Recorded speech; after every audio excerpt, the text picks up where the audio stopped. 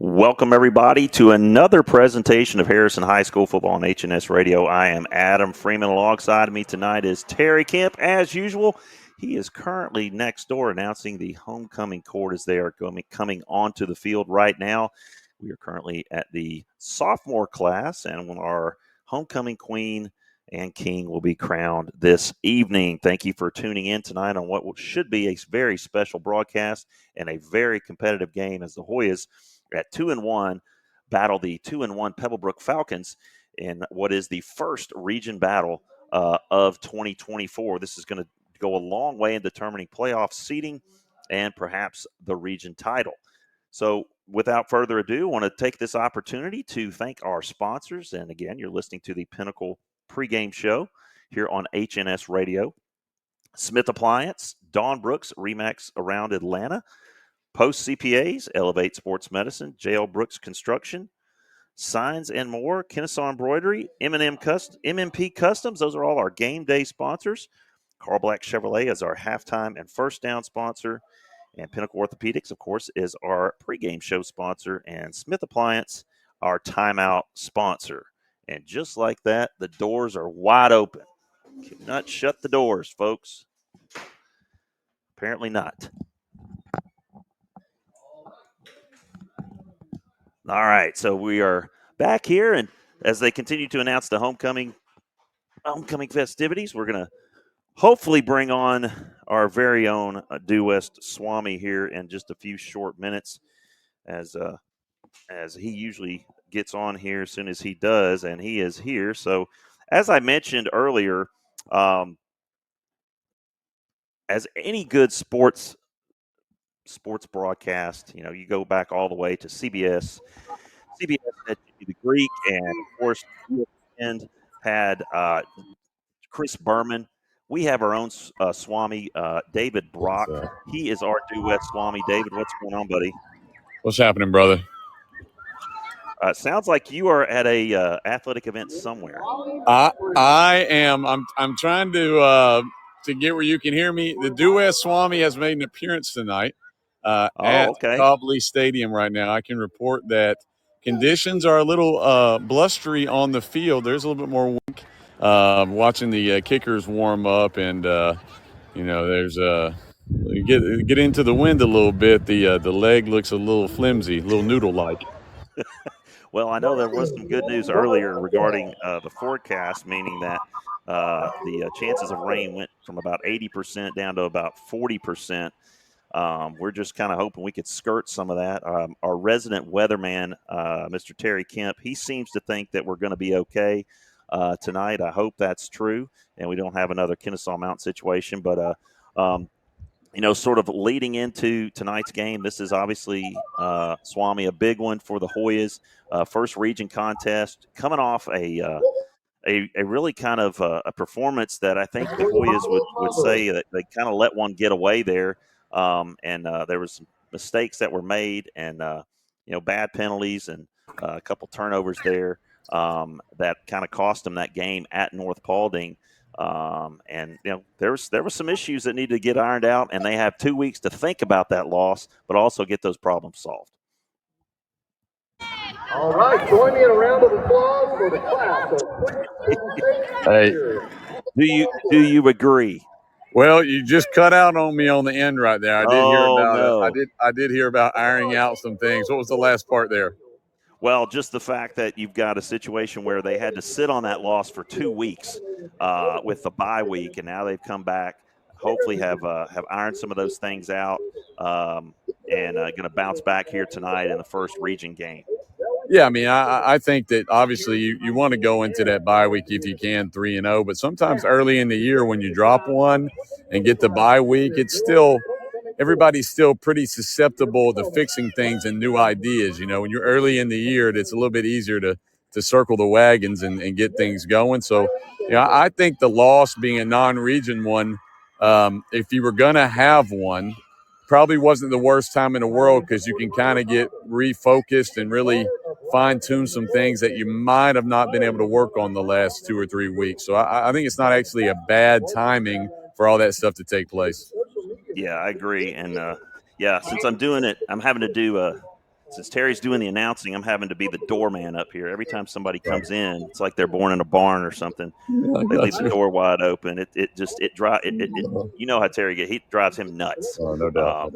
And now I understand why, because I've had to shut it like 3 times in the last 5 minutes. So, but yeah, this should be a really good game. Pebblebrook, they get off the bus and they make an impression.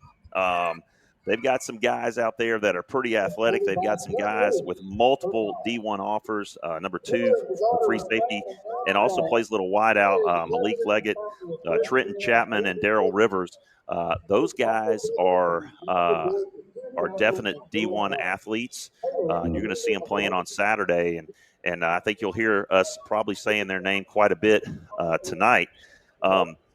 As far as what they plan to do, we always get our kind of game breakdown from Coach Thompson, and he does a great job of supplying us with sort of some information and that sort of thing. Is they play a little bit different defense. They play a 4-2-5, and they've got the couple of big guys up front on that defensive line. So that's going to be something to focus on tonight, because and their offensive line is good sized as well. So we're going to have to be able to stop the run and also be able to defend, because they're going to take some shots. They came in here 2 years ago, and they threw the ball all over us. So I know that's in the back of some of the players' minds that were here, but definitely the coaches. Yeah, and I think the last couple of times we played them, and you can probably attest to this, is they did have some chunk yardage plays, but what's always kind of plagued them is some undisciplined things with a personal foul here, or maybe a offsides on a 3rd and 2, some things like that. So they've always got a chance for explosive plays, and I think if they're disciplined, then they can sort of make this a pretty good game. Yeah, and they're coming in here 2-1 as well, and they've had a couple of blowouts. The one game they lost was a close game, but the quality of their opponents has not really been great. It's going to be really telling. I think this is going to be a great measuring stick, considering their athletic ability and what they can do on the perimeter. It's going to challenge our defensive line. It really is, and our linebackers tonight. But it's going to be interesting, because we're down some guys. We're missing some starters. We've still got Donovan Martin is still out. We're hoping to get him back for the Campbell game next week. But you may hear us calling some new names, and then there's some opportunities from some guys to step up this week. Yeah, and I think this is probably Pebblebrook's toughest test of the year, and but for us, it's always unique going into that first region play, and I think the first couple drives will be important just to sort of set the tone after that bye week and sort of go out there and get some momentum. Yeah, we hope, and we'll keep a close eye on that as the game progresses, as we're about 21 minutes away, as we are getting close to the announcement here of the homecoming king and queen. So I'll let Terry handle that when he comes back. But homecoming is always kind of a special time. I remember I've been here so long. My first couple years, they would have like the classic convertibles, like the GTOs and the Corvettes and the Camaros and everything, and they'd have the girls and their dads go around the track, which I always thought was really cool. And then for some reason we went away from that, but I remember being down there with my daughter. Had the opportunity to do that 3 times with her. Each one of those opportunities was really special, and every now and then you get the Google photo memory or the Facebook memory of days gone by. I still didn't have much hair, but I probably did. I probably was a little bit thinner back then, but just getting the seeing the memories in the photos and all the memories, they're really, really cool. And they're making some memories out here tonight with this crew, and these parents and these kids won't forget tonight. No, it's like you said, if the rain holds off, it's really a great night for it, and great night for football. Absolutely, Swami. Let's get to it. I need the Due West Swam's prediction for tonight. Yes, the Dewey Swami prediction brought to you by the National Security Administration. We want to thank them for the sponsorship of this segment, as always. And the Swami tonight is going Hoyas 38, Pebblebrook 10. I think it's going to be a dominant night for the Hoyas. I think they go out there and set the tone early. And honestly, I would look for a big night from R.J. Cowser. Got it from kind of the ground floor today of doing a little research that he may have the opportunity to have a little bit of a statement game tonight. So Swami's super pick tonight as an individual player is R.J. Cowser. All right, I like it. I like the pick, and I like the inside scoop. I like that. See, that's what our listeners want. They want to hear that. So we appreciate you, Swam. I'll let you get back to the family night. If you want to pop in here during the Carl Black Chevrolet halftime show, of course, you're more than welcome. But I appreciate you giving us a call. Absolutely. Thanks for all you guys do. Yep.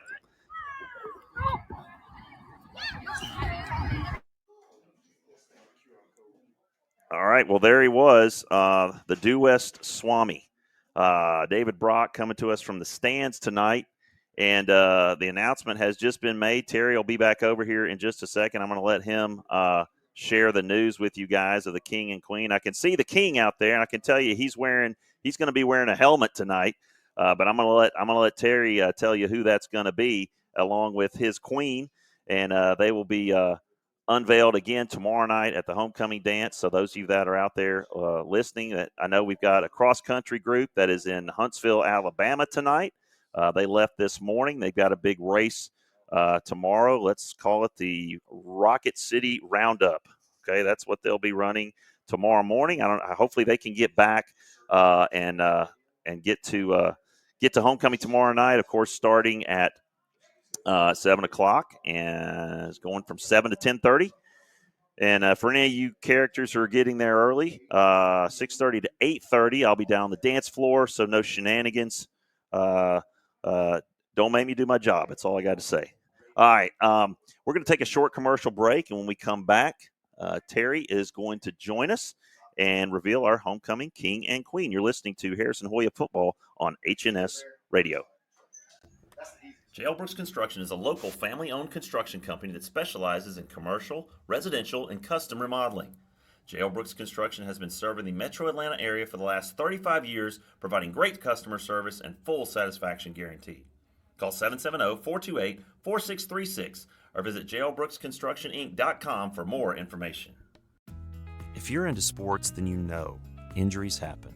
When they do, it's nice to know there's a Pinnacle Orthopedics near you. For over 25 years, Pinnacle has been providing quality health care to everyone, from your favorite pro team to weekend warriors on the tennis courts. Pinnacle Orthopedics, keeping you at the top of your game.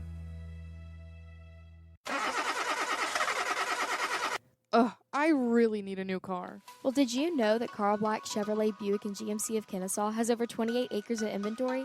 Really? That means there must be a car fit for me. Of course. Just visit www.carlblackkennesaw.com to see their latest specials and to find your dream car today. Looking for home appliances at an affordable price? Smith Appliance is the way to go. They've been serving the Atlanta area for over 55 years with at-home delivery, trusted brands, and exceptional customer service. Smith Appliance has your back. Visit their Hiram or Marietta locations or visit their website at smithappliance.com for more information. Smith Appliance, committed to working for you. Are you looking for a real estate agent with the experience, the tools, and the know-how? Located in Kennesaw, Don Brooks and other RE/MAX associates ensure you find just what you're looking for. They've been serving the metro Atlanta area for over 32 years, and a large sum of their profits go to help the Children's Miracle Network hospitals across the U.S. and Canada. For more information, you can visit www.remax.com or visit them via Facebook or Twitter. HNS Radio bringing you a little coaching. All right, ladies and gentlemen, we are back here at Cobley Stadium on the campus of Harrison High School. It is homecoming, Hoyas versus Falcons, first region game of the year. Shout out to some of our listeners tonight. Mark Stevens, Lucy, Bob Hawkins, just to name a few. We've got Danny Osmond is with us, and we have the Four Cluses, and there's a multitude of those individuals out there. Go Memphis tomorrow. Yeah, Gregory C., Twiggy D., Corey Bellamy, David Harkness, just to name a few. Also, Corey Schmidt, Philip Mings, and of course, Judy Dickman, who has been here with us since the beginning. So, Terry, day one, Terry. So, they've been waiting for your announcement. Yeah. So, the homecoming queen for 2024 was Miss Kylie Shavers, and the homecoming king was one and only our very own quarterback, the one and only Xavier Hill. So congratulations to those two. That is such an outstanding accolade to add to your high school resume, knowing that is voted on by your peers, and it shows a high level of character and regard in the community and in the hallways. So. Yeah, absolutely. Great group of people. Of course, we had a chance to go to the pep rally today. First of all, I just want to apologize. You got cheated. I'm just saying. You got cheated. First of all, I want to apologize for my performance in musical chairs. I thought you worked harder during the off season on that. I was really surprised you let the defending champ outwork you. Yeah, I mean, I didn't. It's kind of like I felt like I regressed. I mean, I was in the finals last year. Yep. And I did make it to the Final Four, but I just could not get into the finals this year. So again, apologies to all my fans out there who are rooting me on, and I vow to get better. I've got 365 days to get better. I started you on my musical chairs fantasy team this week, and unfortunately, I got through 4 rounds. You'll give me some points, but yeah, but I may not win you the championship. Again, I apologize for that.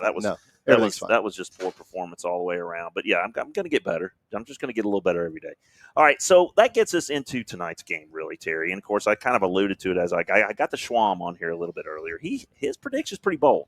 Oh, okay. His prediction was 38-10 Hoyas. Wow. Okay. And I think he's really riding his inside scoop, his inside information. Okay. And had apparently some conversations with some guys, and his breakout performance is he says R.J. Kowser, this is going to be his breakout game tonight. Now, with some of the offensive weapons that we have missing, he could be right. There could be some more touches in there for Kowser. Of course, T.C. Washington has played really well in the backfield, run the ball really hard. Yes, he has. Been able to get into the end zone every game.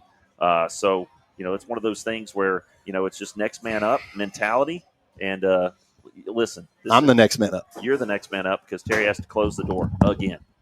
I told him how many times I had to do that while he was in there for like 13 minutes. I think I probably closed it 8 times, and closed this one like 5 times. But, it's fine. Yeah, first world problems. Right. But overall, as far as our coaches, we love that. Coach Thompson gives us a coaches breakdown, and as per usual, I about yanked my headset off. You almost did. Yep. Sorry about that. Now there's all kinds of static. Yep. We're good. Everything's fine. Big feet sometimes get in the way and under a small counter. So, yeah, look, I respect the Duesh Schwami's thoughts there. I've been watching enough Hoya football for many years to know that team that's going to be over there on the other sideline is coming in with some cats. And this is not going to be a blowout. No, this is going to be a close game. It could be a high-scoring game, but it's going to be a close game as we get to the national anthem here, and we'll let you listen in on that.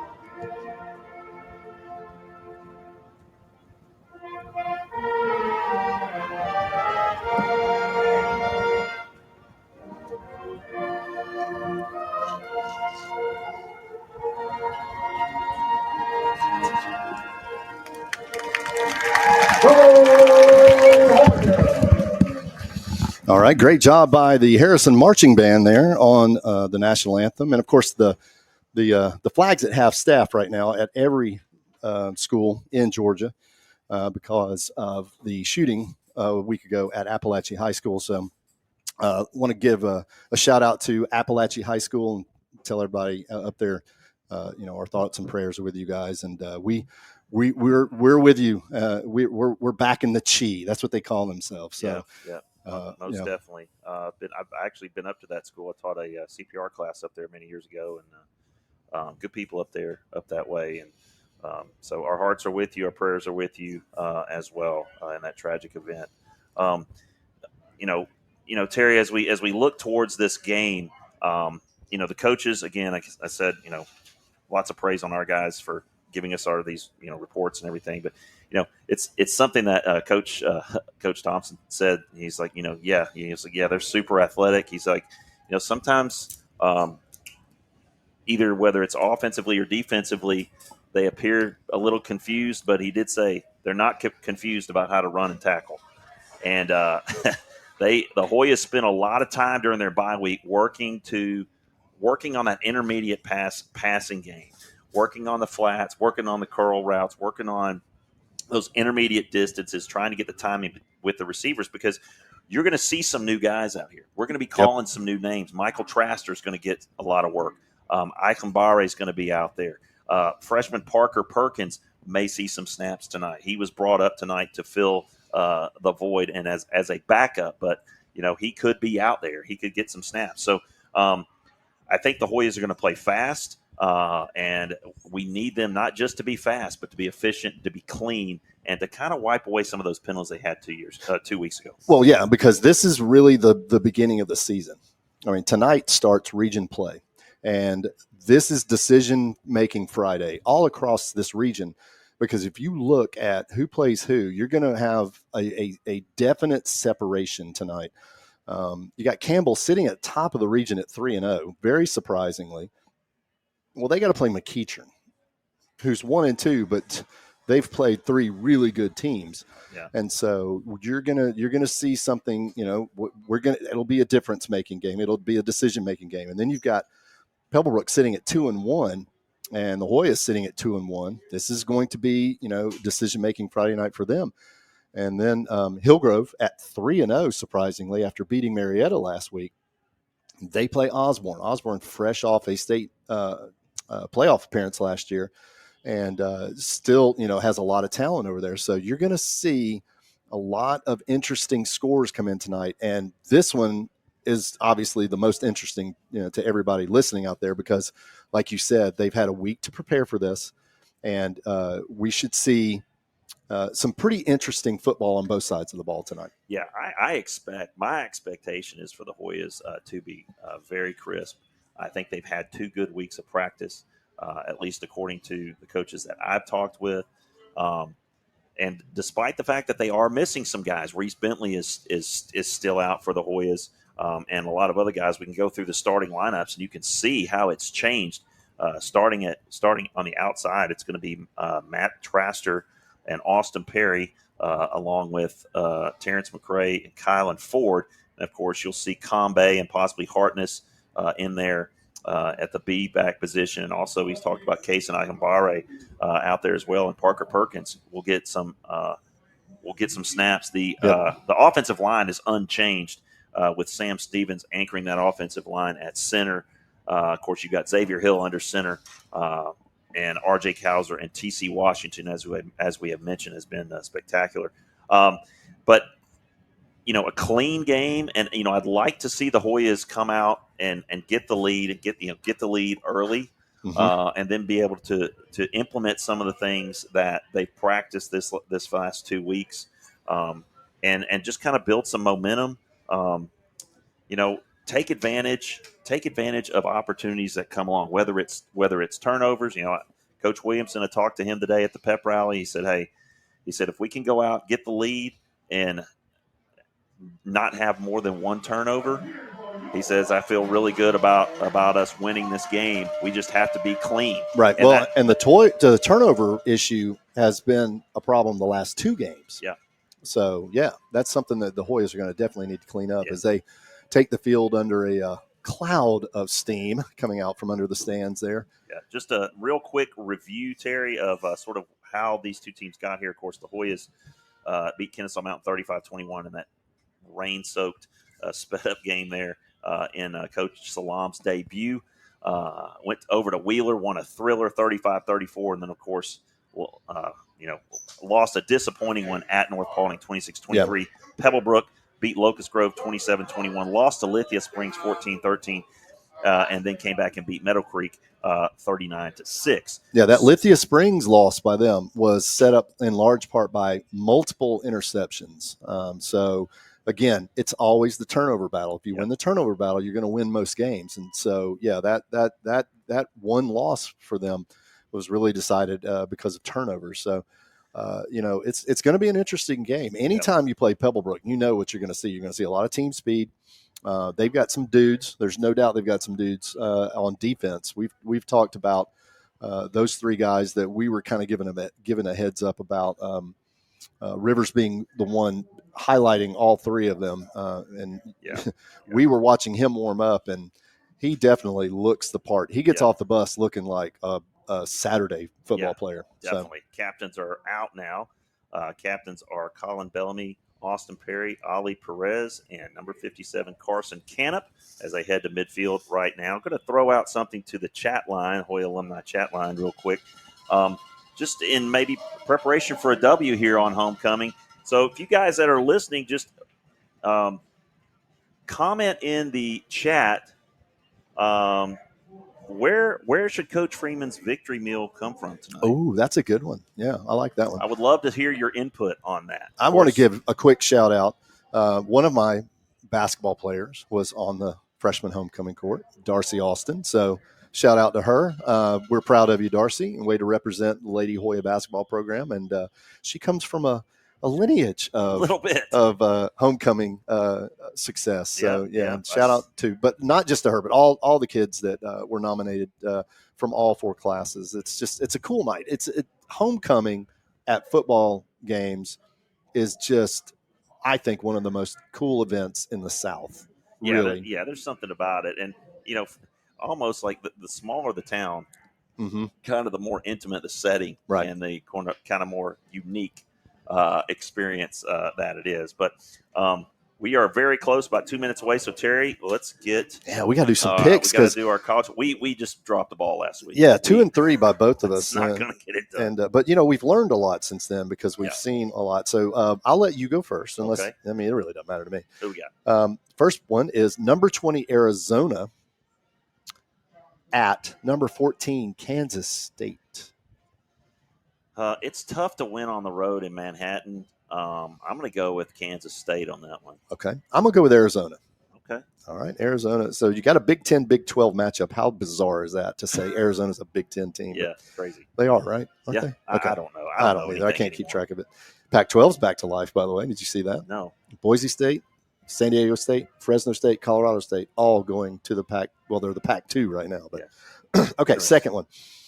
Number 4, Alabama at Wisconsin. They go to Camp Randall. I think both teams 2-0, by the way. Both teams 2-0. Yeah, I got to go Bama on this one. I think it's going to be interesting, but I'm going to go with Bama as well. All right. Number 24, Boston College at number 6, Missouri. Missouri has not been scored on yet. Missouri, I go Missouri right there. Their offense is very dynamic, even though they haven't really played anybody, but I've watched them play. I have more confidence in Missouri than I do BC. I'll go with Missouri at home as well. Their defense is stellar. Okay, number 7, LSU at South Carolina. Surprising 2-0 South Carolina. South Carolina is not as good as they looked against Kentucky last week. I'm just going to tell you right now. I'm going to go LSU. They have to win that game, by the way. Oh, I know they do. Yes, they have to. So I'm going to join you and say LSU as well. Okay, and the big one, number 1, Georgia pays a visit to your Cats. As Simon Zidane kicks it away, and then you'll get my pick on the other end. He almost kicked it yeah, to the other end. He did. Almost hit the flag. Georgia's going to win. Okay, it's Georgia. I just hope it's not 51-6 like last year. Listen, I've told you all week what I think. This game reminds me a lot of the Georgia-South Carolina game going into that game, and that game was it was so hard to watch. So I think the Dogs will not cover, but I think they will win in Lexington. All right. Well, we're about to get underway here. Ward is in the backfield. Pickens is the quarterback. They're going to send a man in motion. It's Wooten. He's in the slot now, and we've already got a penalty. And I think it was one of the offensive linemen may have moved early. Actually, they're starting Adams at quarterback, number 14. And originally I thought that was going to be number 8, Pickens. But they may use a 2-quarterback system. It's the same sound we were experiencing over at North Paulding. Yeah. I'm not sure what it is either. It's not annoying at all. And they're going to run it with number 4 across the 20 to the 24-yard line. Picks up 9 on first down. Going to bring up a second down and 6. That was Demarion Ward with the carry. Take a look at the Hoya lineup here in just a second. You got Graham Alders in center, a little quick one, and he is pounded immediately by Joel Combe. Might have picked up 2 yards to the 26-yard line as Combe comes up from his free safety spot to make the stop. All right, Hoya defense with an early opportunity to get off the field here on 3rd and what looks to be about a long 4, Adam.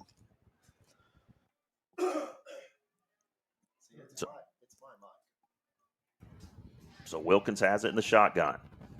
Ward is in the backfield. Try to draw the Hoyas off there on 3rd and 4.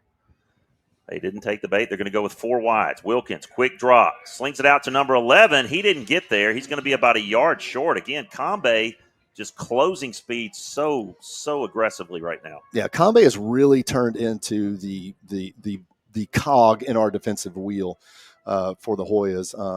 And there's no way they're going for this, right? Looks like it. They are not bringing the punt team on. They're going to go for this one, looks like. Now they're going to shuffle some players off, but those are receivers. So the Hoyas with a big 3rd down here. We got McAdoo in the middle along with Adam Price. And then on the far side, that's number 36, Michael Lilly. And Harris showing some pressure, and we got a movement by the Falcons, and that's going to turn a 4th and 1 into a 4th and 6, and they're going to punt the football. So, big mental mistake on the first drive of the game. Well, 2 of them, yeah. So, but that one right there, really, really big because you got to like the confidence from the Pebblebrook coaching staff to say, hey, we're going to go for this on 4th and 1 inside our own territory because we think we can get it. All right, so we have a new punt returner. It is Corbin Trice, younger brother of Holden Trice, who's now down at Georgia Southern. And he is standing at his own 39-yard line. And this one is touched by the Hoyas, picked up by Perez. And it is out of bounds at the 33-yard line. Terry, I try to be positive. That's possibly the worst.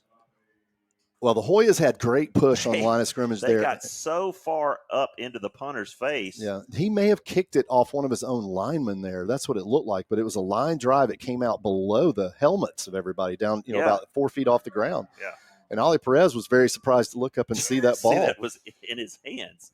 So the Hoyas going to come out with plus field position at the Pebblebrook 32-yard line. And that's a big mental blow as the Hoyas go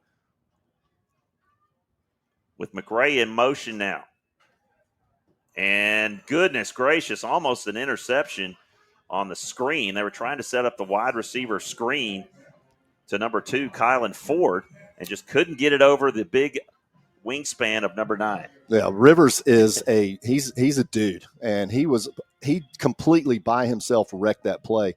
Hoyas were lucky they didn't get a penalty on that because we were actually moving towards the line of scrimmage in CFL style. Yeah, McRae was moving towards it before the snap. Got Washington in the backfield as Hill changes the play. 4 wideouts now. Harkness is in there. They're going to fake it to Washington, swing it out to Ford. He slips a tackle, gets to the 26-yard line, picks up 6 on second down, going to bring up a 3rd and short. Rivers in the backfield again right there, but he was kind of muted on that play because the Hoyas got the ball out so fast. I think this is you're going to see a lot of quick outs and a lot of screen passes with all the pressure that Rivers is bringing right now. 3rd down and 4 from the 26-yard line. McRae sealing the edge. Washington still churning. He's going to get driven out of bounds. Let's see if they give him forward progress. See where they mark this ball. They're going to mark it about a half a yard short. Yeah, it's going to be marked at the 24-yard line. No, they're going to give a good spot up to the 23. It's going to be 4th and 1 for the Hoyas. So opportunity here. They're not going to send out Zidane. They're going to try and press on and get the first down. 4th and 1 from the Pebblebrook 23. Hill, he's got the first down and more, lowers his shoulder, gets to the 18-yard line. That's a Carl Black Chevrolet first down and the first one of the night for the Hoyas. Yeah, and Xavier kind of got tripped up a little bit there, and we got a Hoya shaking up, and he's coming off on his own 66. Yeah, that looked like Robert McCarvich, the right guard for the Hoyas.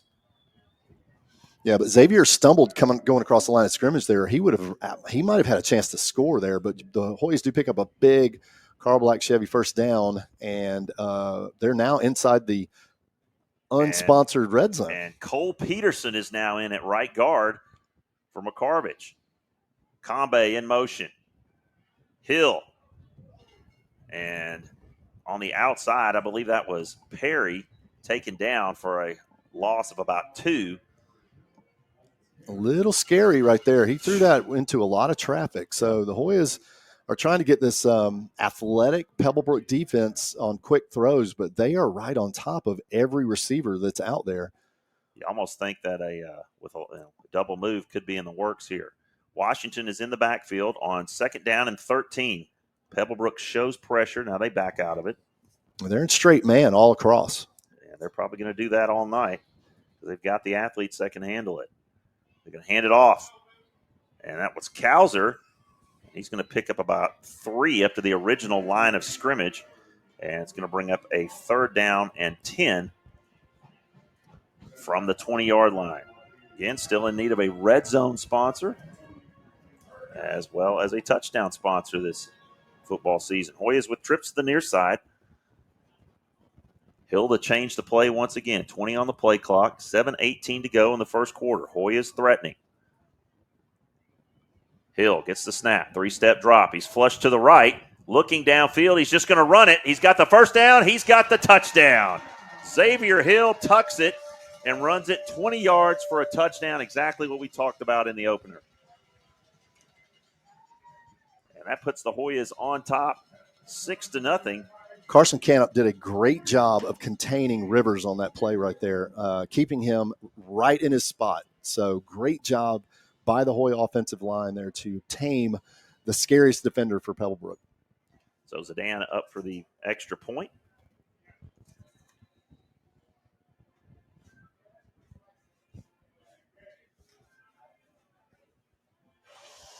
Snap, hold, and kick is away. It is right down the middle. Hoyas lead 7-0 with 7:02 to go. Opening quarter. We're going to take a short commercial break. We'll be right back. You're listening to Harrison Hoya Football on HNS Radio. Looking for home appliances at an affordable price? Smith Appliance is the way to go. They've been serving the Atlanta area for over 55 years with at-home delivery, trusted brands, and exceptional customer service. Smith Appliance has your back. Visit their Hiram or Marietta locations or visit their website at smithappliance.com for more information. Smith Appliance, committed to working for you. All right. And we're back live here coming to you from Cobley Stadium on the campus of Harrison High School. You're listening to HNS Radio and hnsradio.com, where the Hoyas lead 7-0. And we're about to kick it back to that Pebblebrook offense that really didn't do much in that first drive. No, a lot of mistakes, 2 penalties on that opening drive, and of course the the punt that was partially blocked, which gave the Hoyas great field position at Pebblebrook 32. They were able to take it in. Xavier Hill with the 20-yard touchdown run to put the Hoyas on top with 7:02 to go here, opening quarter. And this first region game, again, a very pivotal game for both teams to get off to a good start in region play. And we'll hope to have you some updated region scores. Well, I got a couple right here, and they're both bizarre. Paulding County 2, South Cobb nothing. McEachern 2, Campbell nothing. How? Now you just don't ever see that. You never see that. So we had a couple of 2-run home runs there and early leads there, and of course we lead Pebblebrook 7-0 here. Good job there by Cole Peterson. He came getting in thrown out. Yeah, came in there with the as McCarvich. I think he either got hurt for a second or he had an equipment issue, but nice job by Peterson to fill in there. So Adams still at quarterback. They're going to hand this one off, and Christian Smith just said, no, you're not going anywhere. And once he got his hands on him, he was joined by a host of Hoyas pushing him backward, and that was the running back, Damian Ward. Yeah, it looked like Oscar McAdoo and maybe Ali Perez were right there at the same time as Christian. So good job by the Hoya defense there. They're going to give him a slight gain, maybe about a foot. I think Adam Price was in on that one as well.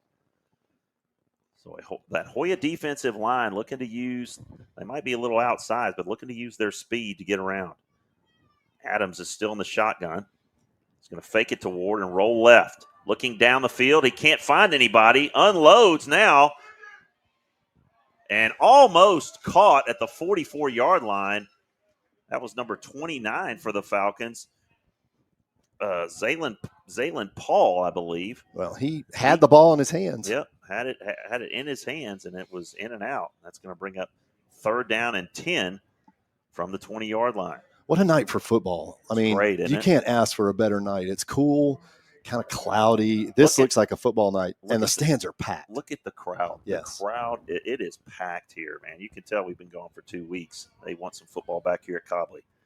Adams in the shotgun on 3rd and 10. 3-step drop. He is flushed out of the pocket. He's got a man wide open on the flat. He's got the 1st down and more. And he's taken down at the 42-yard line. So nice recognition by Adams. He gets it out to his safety valve, Chris Jeter, and he picks up the Falcon 1st down up at the 42-yard line. Kind of a pseudo screen right there by the Falcons. They did a great job. There's a reason why the Hoyas were on top of him. It's because they knew what they were going to run. And so big game, biggest play of the night for the Pebblebrook offense. 1st and 10 at the 41-yard line. Got a new running back in there for the Falcons. I think that's number 11, Devin Murray. He's going to get the carry, and he's going to take it across the 45 up to the 48-yard line. They're going to call it the 47. And that's number Actually, 10. Jeter. Was that Jeter or was that Stafford? Stafford is number 10. Yeah, that was 18. Jeter. That's Jeter. Yeah. And he's going to go out. They're going to bring Ward back in. Pebblebrook going to go with 3 wides now as Zaylen Paul, number 29, is lined up wide to the far side. Ward gets the handoff. He is stuffed by Ali Perez. No gain. And it's going to bring up a 3rd down and 4. Nice job by Ali coming in from his linebacking spot. He's helped out by Ethan Harris. But so far, Hoya defense just giving up that one big play. Yeah, outstanding job by the D-line of the Hoyas right there to get penetration and make first contact in the backfield. Number 11 out wide now, Devin Murray. And he's going to be covered this time by number 14, L.J. Smith, as Adams, little toss to Ward. And he's got the 1st down across the 50 and to the 45-yard line of the Hoyas. Just a simple toss play. You really don't see that much anymore, Terry. Well, we saw it a lot with North Paulding. They ran it very successfully, and don't think Pebblebrook didn't see that on film. So that was old school toss sweep left. 1st and 10 for the Falcons on the Hoya 45-yard line. This is the first time in Hoya territory for them tonight, as they're going to go trips to the near side. And we have not seen Pickens tonight at quarterback. As another great job there by Ali Perez to knife in there for no gain on Ward. Yeah, Ali just seems to be reading everything tonight. He's on top. He's like a half step ahead of everybody. Yeah, so far this is his best game to date. So far into the shortly into the first quarter, but he looks like a true linebacker right now, where he's reading plays before they happen. 2nd down and 10 from the Hoya 45-yard line. Adams over the middle, caught at the 33-yard line. That's number 15 out there, Preston Wooten, making a nice catch over the middle and some traffic. And McAdoo comes out now. And in goes Rudd, I believe. David Rudd substituting in for Oscar McAdoo. We have a very undersized D-line right now. Yeah, our D-line, if I was to say, our D-line's averaging about 195 right now. See if they can use some of that speed. Kobe Scott is in there in the backfield for the Falcons. Adams hands it to him. Strings him outside, but he gets around the edge. He's going to have the 1st down and more, and we may have a flag. No, I thought they were going to get a horse collar, but they did not throw the flag. Yeah, that was an old-school stiff arm right there by the Pebblebrook Falcon running back, and he prevented what would have been a tackle at the line of scrimmage. And the White Hats walking over here. Did they drop a flag? No. Okay. No, they didn't. I was watching him the whole time. 1st and 10 at the 20-yard line of the Hoyas. 2:49 to go. Hoyas lead 7-0 opening quarter. You're listening to Harrison Hoya Football on HNS Radio.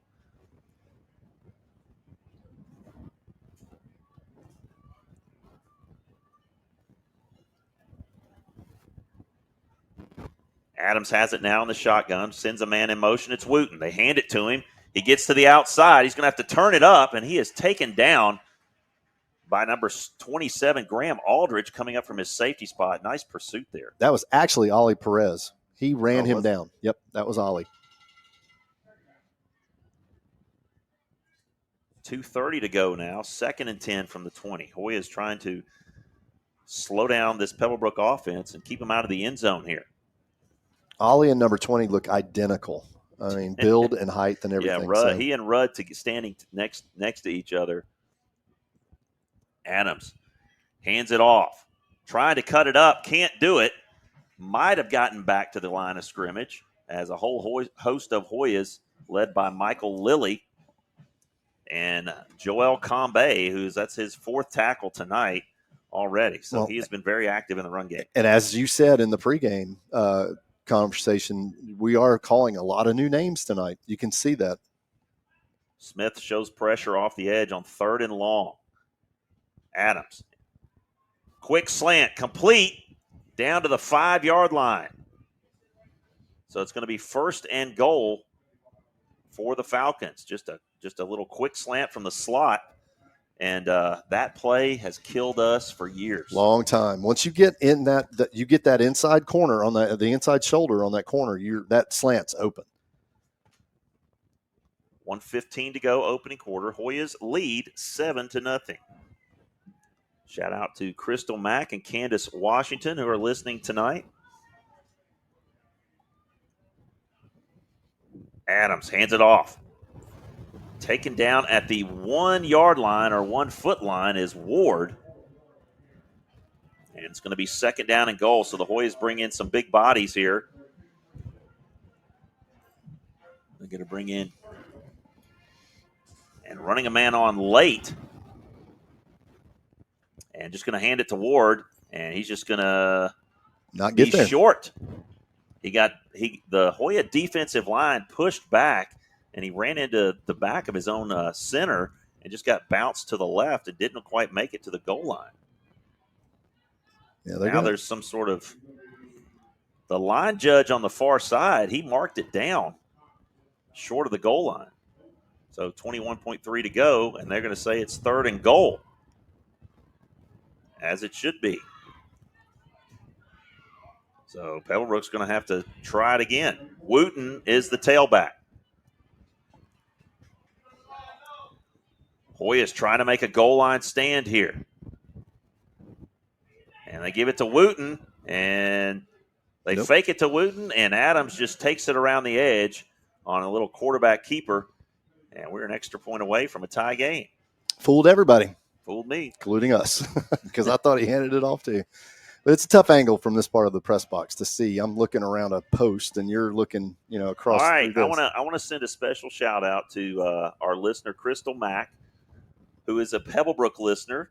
So we appreciate you, Pebblebrook listeners, for tuning in. We're glad that you have gotten the information. That means the email we sent to the Pebblebrook administration was at least effective to get one. So welcome. We love having listeners from the other team who are absolutely. able to hop on. And so welcome. We love to have you. And they have answered the Hoyas tonight, as that extra point is good.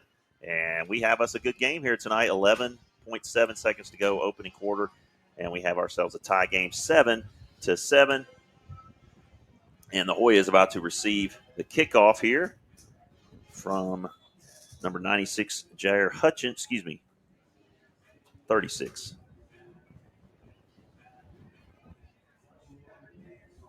Got a couple of scores to update real quick. Osborne 3, Hillgrove nothing. That's in the first. North Cobb 7, North Paulding 6. That's an interesting Region 3 matchup over there.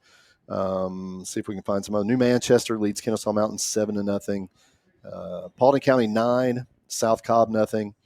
And Sequoia does lead Sprayberry 7-0 in the first. All right. And Pebblebrook set to kick this one away. 7-7 tie here, opening quarter. Coming to you from Cobley Stadium on the campus of Harrison High School. Adam Freeman alongside my good partner, Terry Kemp. This is a short kick. It's going to hit the ground, and it's going to be fielded and now taken across the 30, across the 35-40. There's a flag across midfield. Tripped up and down at the 42-yard line, and that's R.J. Kauser, but this one's coming back. It's funny, Terry, we talked about we've been lucky enough to see a lot of great kickers. So because of that, we don't get a lot of kickoff returns. No, we don't see a lot at the high school level. That was I think we had one kickoff return last week or 2 weeks ago. Mm-hmm. So that one was an opportunity for the Hoyas. So we'll see where they. Oh, it's going to go way back. This was thrown. It was thrown at the 29. And all those flags reached superior height. Like they lots were of loft, way up in the air. Lots of loft on that. We are being saved by the wedge tonight. Just want to let you know that cool, dry, stable air coming in from the east is preventing us from getting any of that stuff that's over in Alabama. So once again, the wedge has saved North Georgia, and we're going to be mostly rain free tonight. I think I am right occasionally. So. Listen, I have full confidence in your meteorological skills. Absolutely. All right, Hoya's going to go with 3 wide to the near side. They're going to send McRae in motion. He's going to seal that edge for Kauser. Kauser dances, and he's going to lose a yard on first down. Going to be 2nd down and 11, and that's going to be the last play of the first quarter. And at the end of 1, Hoyas 7, Falcons 7. You're listening to Harrison Hoya Football on HNS Radio. J.L. Brooks Construction is a local family-owned construction company that specializes in commercial, residential, and custom remodeling. J.L. Brooks Construction has been serving the metro Atlanta area for the last 35 years, providing great customer service and full satisfaction guarantee. Call 770-428-4636 or visit jlbrooksconstructioninc.com for more information. If you're into sports, then you know injuries happen. When they do, it's nice to know there's a Pinnacle Orthopedics near you. For over 25 years, Pinnacle has been providing quality health care to everyone, from your favorite pro team to weekend warriors on the tennis courts. Pinnacle Orthopedics, keeping you at the top of your game. Ugh, I really need a new car. Well, did you know that Carl Black Chevrolet Buick and GMC of Kennesaw has over 28 acres of inventory? Really? That means there must be a car fit for me. Of course. Just visit www.carlblackkennesaw.com to see their latest specials and to find your dream car today. All right, ladies and gentlemen, we are back here. Start of the second quarter. Hoyas have the ball. It is tied 7-7. Pebblebrook answering the touchdown with a 1-yard run by quarterback Adams. Jaden Adams with the Pebblebrook touchdown moments ago. This will be the first play of the second quarter, as the Hoyas have it at their own 17-yard line. 2nd down and 11 as Hill brings the Hoyas out. Kauser is the tailback, trips to the near side. looking to throw. He's got Harkness in and out of his hands at the 37-yard line. Running that seam route would have been good enough for a Carl Black Chevrolet first down. That's going to bring up a 3rd down and long.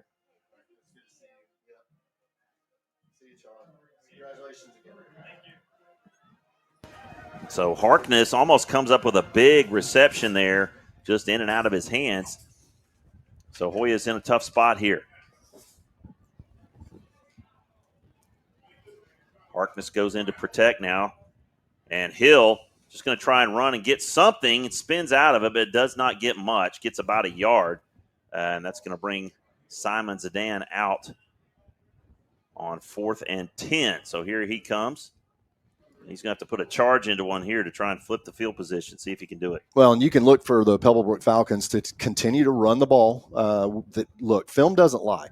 And North Paulding had no problem at times running the ball on this Hoya defense. And so you look for, when they get this ball back, look for them to continue to focus on the run, set up a little play action, because they've got the dudes to do it, and they're going to do it until we stop it. Zidane standing at his own 4-yard line. Good snap, and we've got a flag. That was a timeout. Smith Appliance timeout by the Falcons. And it looks like I don't think they had enough men on the field, or he didn't like the alignment. I don't think the coach was too happy about the alignment there. Again, Coach Michael Woolridge. They were 2-8 last season. And Coach Woolridge overall 55-35. Yeah, had a lot of success at South Atlanta before he came over to Pebblebrook. I think he was in the quarterfinals a couple of times. And again, like you said, there's the rain, the little bit of rain. Just a little bit. Yep. Just kind of slowly making its way to earth here. But we won't have any thunder and lightning tonight, so we don't have to worry about that. But the rain will definitely change a little bit about the game. Zidane, again, standing at his 4-yard line. Low snap, gets it. Kick is away. It's a nice one, end over end. Fair catch called for. Oh, it takes an amazing bounce. Oh, my goodness. This one is going to squirt out of bounds at the 30-yard line. So that's going to end up being a 52-yard punt by Simon Zidane. Just an incredible job by him to flip the field position. Well, and that football that we use on kicking it's a little dark, and so when it gets up in that night sky, and Simon kicked it pretty well. The Pebblebrook, he may have not been able to see it well. I don't know. We'll just have to find out. Yeah. But the punt returner did look like he was going to call fair catch, and then just kind of backed off of it. Yeah. So Jaden Adams brings the Falcons back out. It looks like he's got Ward in the backfield with him again on 1st and 10. Going to hand it to Ward. Tries to find a seam, gets a little bit of room, maybe about 2 yards over left tackle until he is taken down by Ethan Harris and Michael Lilly. Going to bring up 2nd down and 8. 10:30 to go, second quarter. Falcons 7, Hoyas 7. First region game of the year, big test for both teams.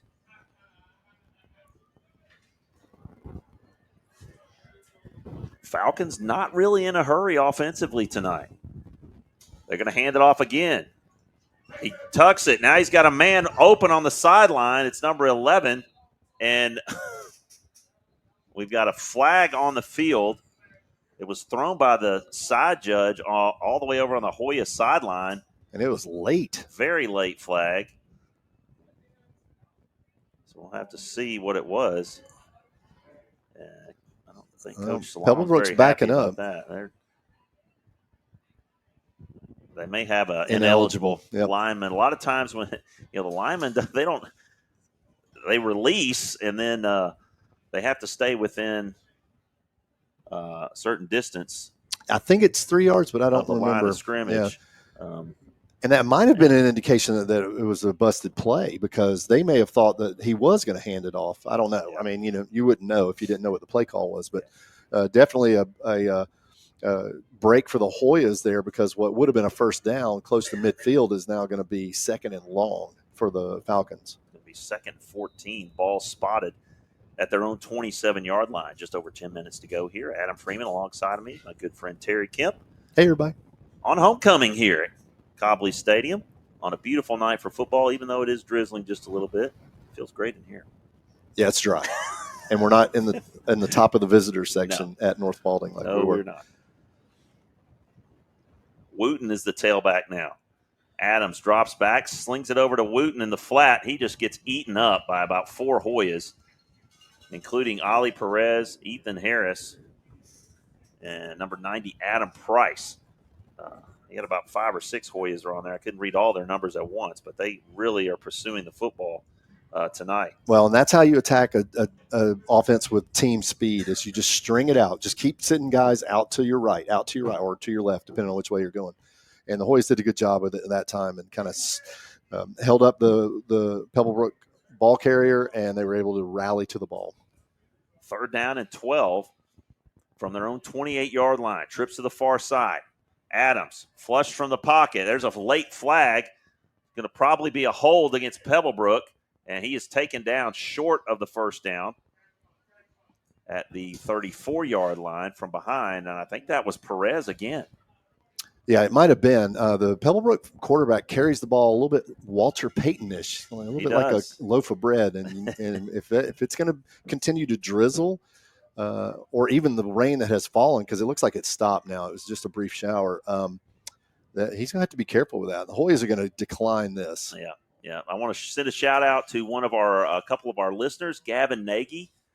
Gavin, congratulations on your engagement. Hey, good job. Congratulations, both you and Tawny. Congratulations to you too. Philip Mings, Ben Bramlett, and Jason Walling listening tonight. So we appreciate you guys. Also, Danny Osmond, Rachel Sanford, Jay Taylor back with us. Let's see what happens on this punt. We saw what happened last time. This is going to be interesting what they decide to do. Well, they're definitely punting the football, and Trice is waiting for his first varsity punt return back there, standing at his own 31-yard line. This one gets across the line of scrimmage. It's short. Trice calls for the fair catch and lets it bounce, and we're going to lose about 20 yards of field position. As they're trying to wave it down the field. You got to like that. Hey, I like the effort. Little effort there, and he actually maybe got it to go back another yard because they spotted at the 19. So that's where the Hoyas will take over with 8:34 to go till halftime. Stick around at halftime for the Carl Black Chevrolet halftime show. We got some interviews that we're going to play for you, and we'll have some score updates as well. I think Trice made the right decision there because he was a long way from that football. It was kicked short. He had to run up right, about at least 15 yards. You don't want to be running forward on a punt like that. That's kind of knuckling. So, unfortunately, you give up a little field position, but you didn't, Washington with his first carry, he's going to get about a half yard up to the 20, call it a yard. Testing the middle of that Pebblebrook line. I don't think that's where the Hoyas want to spend a whole lot of time. Well, but it's tough all the way around because the middle of that line is pretty big for the Falcons, and they've got team speed on the outside. So you're gonna have to pick your poison here for the Hoyas when they run the ball. Hoyas going to go with 4 wideouts now, as they're going to change the play again. Washington is the tailback, as Hill is in the shotgun. Gets the snap, 3-step drop, looking left, rolling right now. He's going to have to get out of some trouble and get rid of this football. Slings it downfield, looking for a man. It's caught, but out of bounds by Akambare at the 40-yard line, and it's going to bring up 3rd and 9, but just lots of pressure from that Falcon defensive front. Yeah, Xavier scrambling for his life back there around the 5-yard line and had to kind of put a move on one Pebblebrook defender, or that would have been a huge loss. Yep. Gail Connor's listening. Todd Largent, Amber Winter, Corey Bellamy still with us. Appreciate you guys. Hoyas in a tough spot here. 3rd down and 9 from their own 20-yard line. Trips to the near side. Hill looking for a man. Now he's going to step up. Wide open. And good enough for the first down is Austin Perry up at the 37-yard line. He kind of just snuck in behind the zone, and Xavier found him and keep the chains moving. Yeah, big play, biggest play of the night so far for the Hoya offense to get that Carl Black Chevrolet first down. So good job on 3rd and long. 3rd down conversion for the Hoyas sets them up at their own 37. Hill in the shotgun one more time. Going to hand it off to Washington. Looking for some room. He's got it. Spins up to the 40. So he's going to pick up 3 on first down before he is gang tackled there by the Falcon defense. That looked like it was going to be a little bit more. It just kind of seemed that hole closed really rapidly. And that, again, shows you the team speed that Pebblebrook has, where the hole was there, but Washington could not get through it in time before all the Pebblebrook defenders got there. 6:45 to go till halftime. We got ourselves a tie game, 7-7. Hoyas with the ball and driving. Hill looking left, now redirects. Looking down the right side, looking for Combe, just overthrows him at the 27-yard line. Yeah, that's going to bring up 3rd down and 7. He was looking for that big gainer down the sideline. Yeah, should have led him a little bit more. Xavier will probably tell you that throw was a little bit shorter than it should have been. And this Pebblebrook defense is staying in their man coverage. They're not gonna come out of it. They got safety help over the top, so they're doing a good job of keeping our receivers in front of them. Hoyas with 4 wides now. We got Combe out there and Traster along with Ford and Perry. He's looking left, and now he's going to come back to the right and going to try to make something happen. Looks like Xavier Hill's got a first down and more.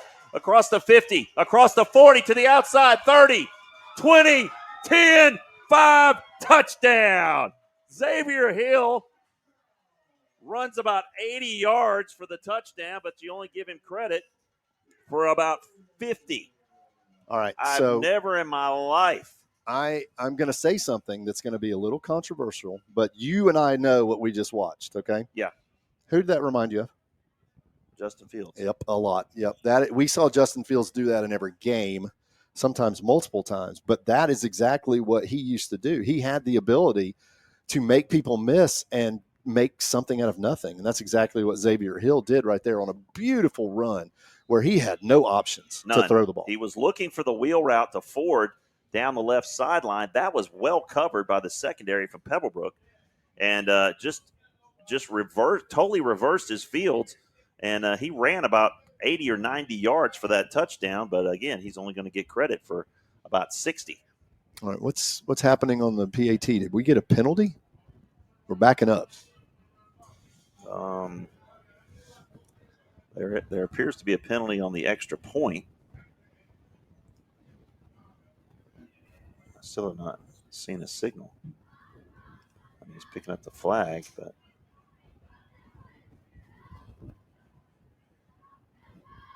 and credit the offensive line for the Hoyas. Not when he changed field, it's very easy to block in the back. Yeah, and get downfield. Mm-hmm. When you're not supposed to be. So.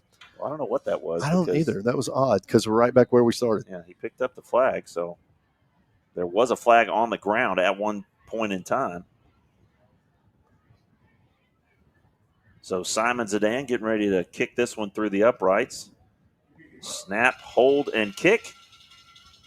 Right through the middle. And the Hoyas take a 14-7 lead with 6:05 to go till halftime. So it's pretty much offensively been the Xavier Hill show. 2 rushing touchdowns tonight, 1 from 20 and 1 from 58. So Terry's got some scores from around the region. Yeah, let's start with the region scores because that's the most important because real season starts tonight. Hillgrove 14, Osborne 3. That's in the second. They've reeled off 14 straight points in that game. New Manchester 14, Kennesaw Mountain nothing. That's in the second. River Ridge 14, Pope 3 in the second. Creekview 21, Riverwood 7 in the second. Sequoia 7, Sprayberry 6 in the second. North Cobb 21, North Paulding 6. That is in the second. Marietta 14, Etowah nothing in the second. Woodstock leads Lassiter 7-3. And I'm looking for that Campbell. I don't have a Campbell McEachern updated score. Paulding County 16, South Cobb 6 in the first. And I don't have a recent Campbell McEachern score. We're going to have to keep an eye on that one. All right. Just a shout out to our game day sponsors. Dawn Brooks and Remax around Atlanta. Post CPAs, Elevate Sports Medicine, J.L. Brooks Construction, Signs and More, Kennesaw Embroidery, and MMP Customs. So Zidane gets set to kick this one away. Hoyas leading 14-7 here on homecoming. Adam Freeman alongside me, Terry Kemp. He's kicking from the 25, so there was a penalty. Must have, yeah. Okay, so I see. Well, I think this one. And this one is fielded at the 2. Boy, he almost got it there. And the Hoyas are all over this return. And he reverses field and now just runs backward, and he's going to be swallowed. He gets away. And he gets all the way up to the 28-yard line. A lot of running there on that. And if you think about it, he had a lot of room to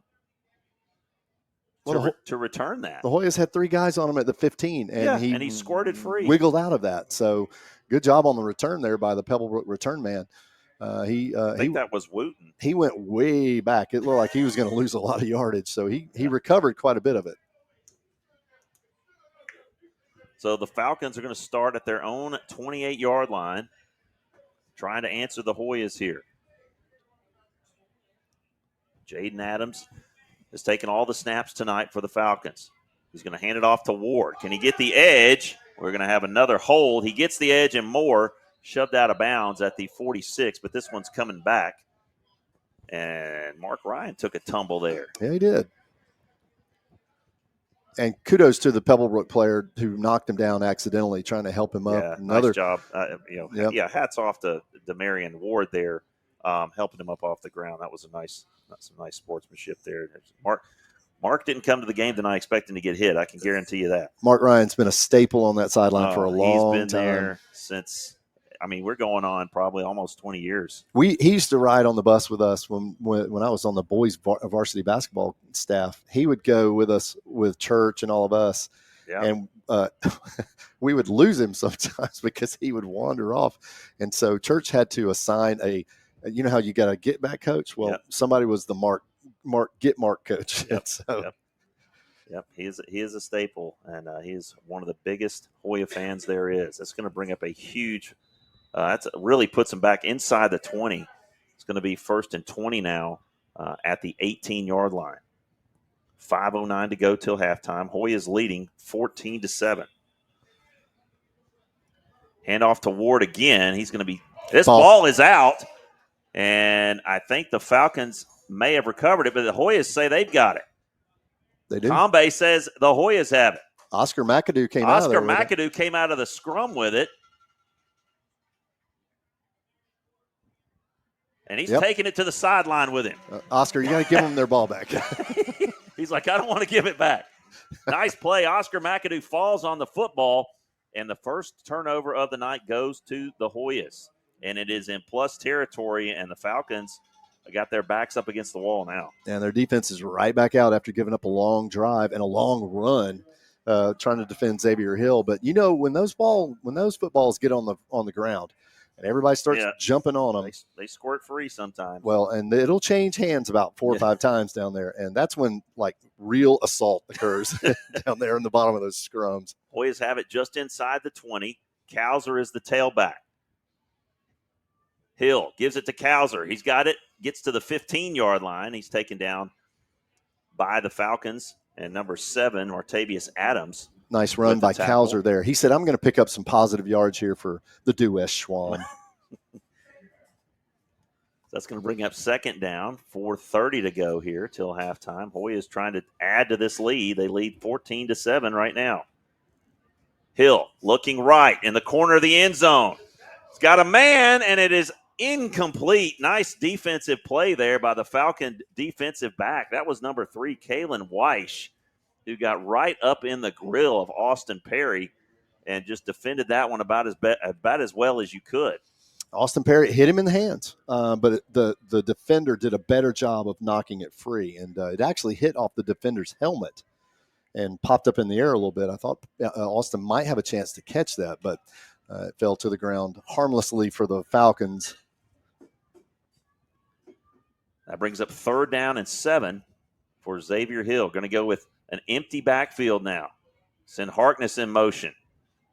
And Hill gets just over the 14-yard line.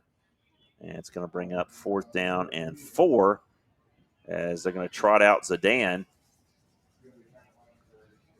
for probably about a 32-yarder. See where Hill sets up. He's going to set up. It's going to be about a 31-yard attempt right in the middle of the field from a guy who is not missed inside of 50 yards this year. Yeah, well within Simon's range here.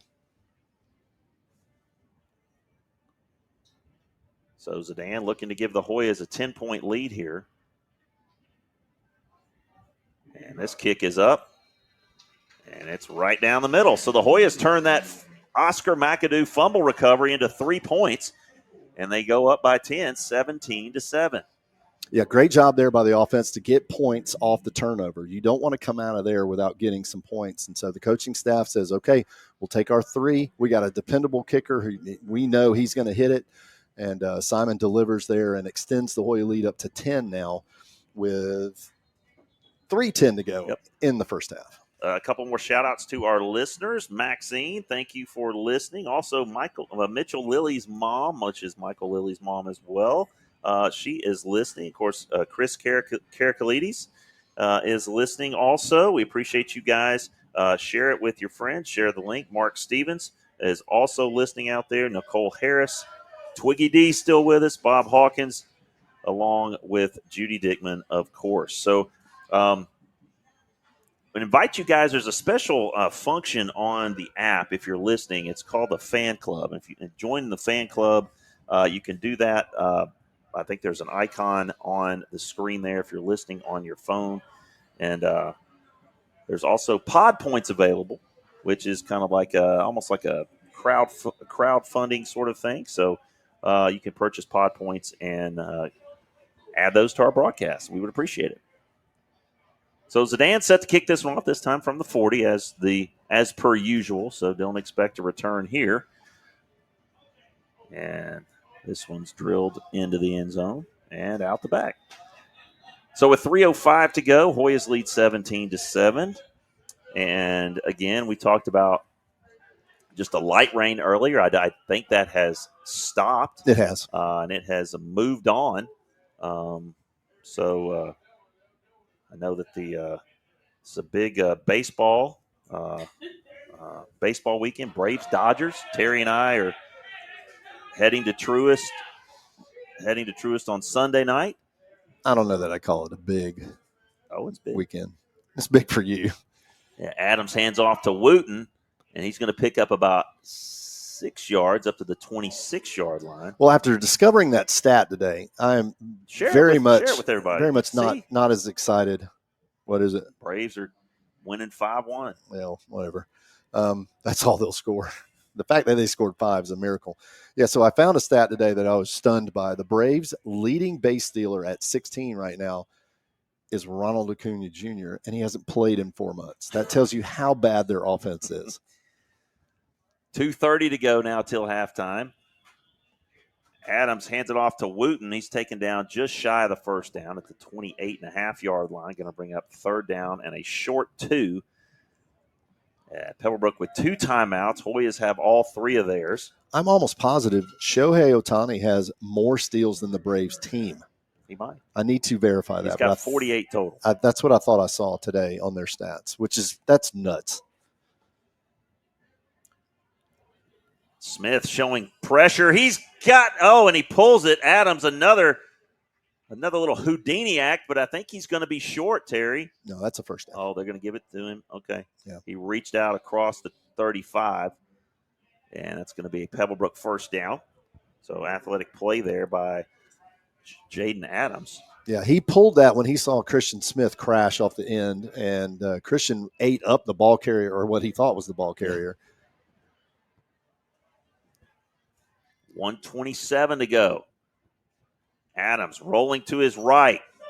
He's got a man, incomplete. He had him out there. That was number 11, Devin Murray. And trying to run a little wheel route out there, and it falls harmlessly to the turf. But Murray was open. Yeah. He had gotten behind our safety, and a little bit more accurate throw, and that is 6. He would have housed that. 2nd down and 10 now from their own 34-yard line.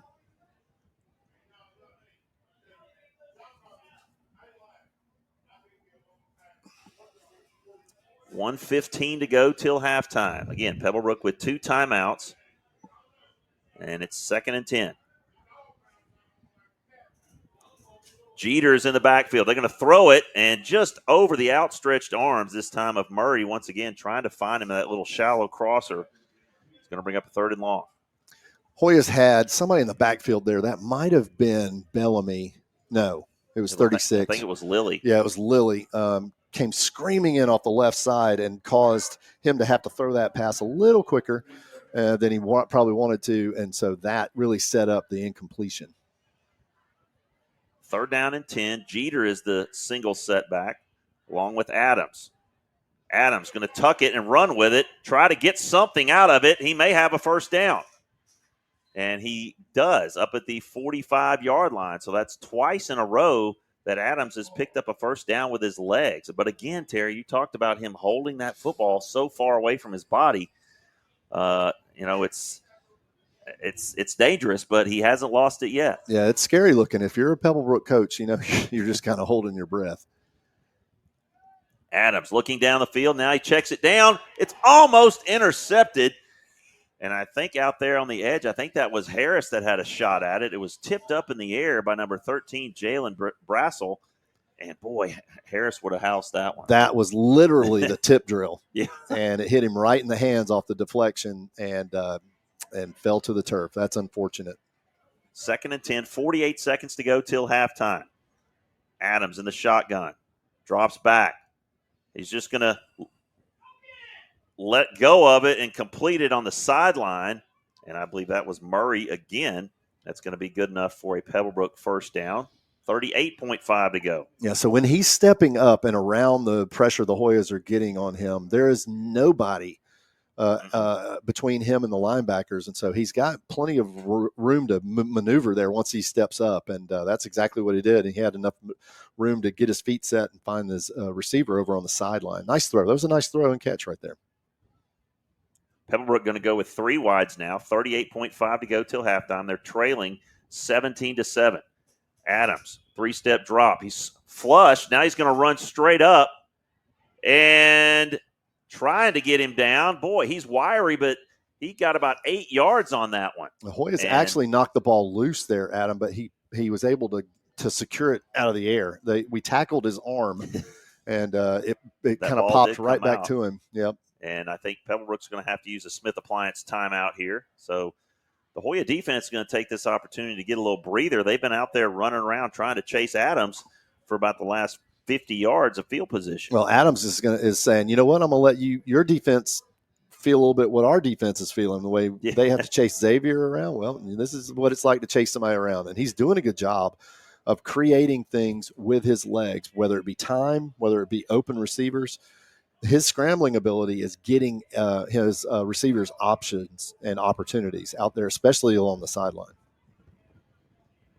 A really important 28.7 seconds here as far as the momentum game goes, Terry, because, you don't want to give up a cheapie in the last 30 seconds and give them some hope going into halftime. So Hoya defense trying to stand tall here on 2nd and short. And after watching their punting game, I'm wondering if they have a field goal option that they feel good about. They're a long way from field goal range, I would imagine. Adams looking long down the field. He's got a man. Incomplete, just a little short. But, boy, he fit that ball in there a little bit more, and that could have been – I don't know that he would have been a touchdown because of the route he was running would have put him out of bounds about the 5-yard line. Long throw there from the far hash down to that corner. And, again, like you said, just about a yard short. It's going to bring up 3rd down and 2, 19.2 seconds to go. Pebblebrook with just the 1 timeout remaining.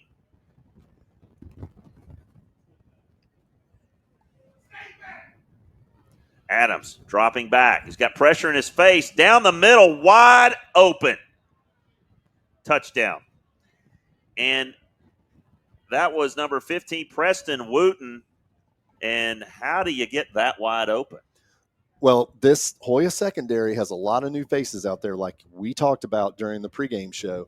And that probably was a little bit of a miscommunication, and the Hoyas give up a touchdown right before the half with 9 seconds left in the first half. on a busted coverage. That's basically what that looked like. Somebody thought somebody else was going to be there, and they weren't there. So Wooten caught that one on his backside and just rolled into the end zone. So Pebblebrook is going to send out their kicker here for the extra point. Kicking game been a little bit of a and this one's blocked.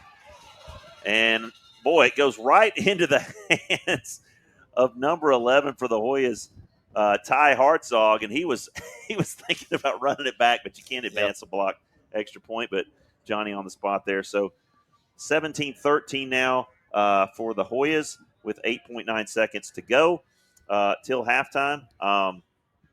Well, maybe we'll catch lightning in a bottle here, and you never know, and get something on this kickoff. Get a nice return there. Again, just a reminder to our listeners: if I haven't shouted you out, it may be because your username is BTPGINMXA. So just go into your user profile and make sure that you are just changing it to your actual name, so I can shout you out like I do Lucy and PD78. Appreciate you guys. So waiting for the kickoff here, which is we're going to have a return. We're just to see kind of where it's going to be as they run. Perez runs out, and he's standing at the 24. So we'll see what the Hoyas decide to do here with it. And this is a line drive, going to be out of bounds. And that makes for an interesting. Or do you make him kick it again? Oh yeah, make him kick it again. Right? Where do you take the ball? Is it where it goes out of bounds plus? That's a good question. I'm not sure because they're marking it at the 26. And the Pebblebrook defense is on the field. Yeah.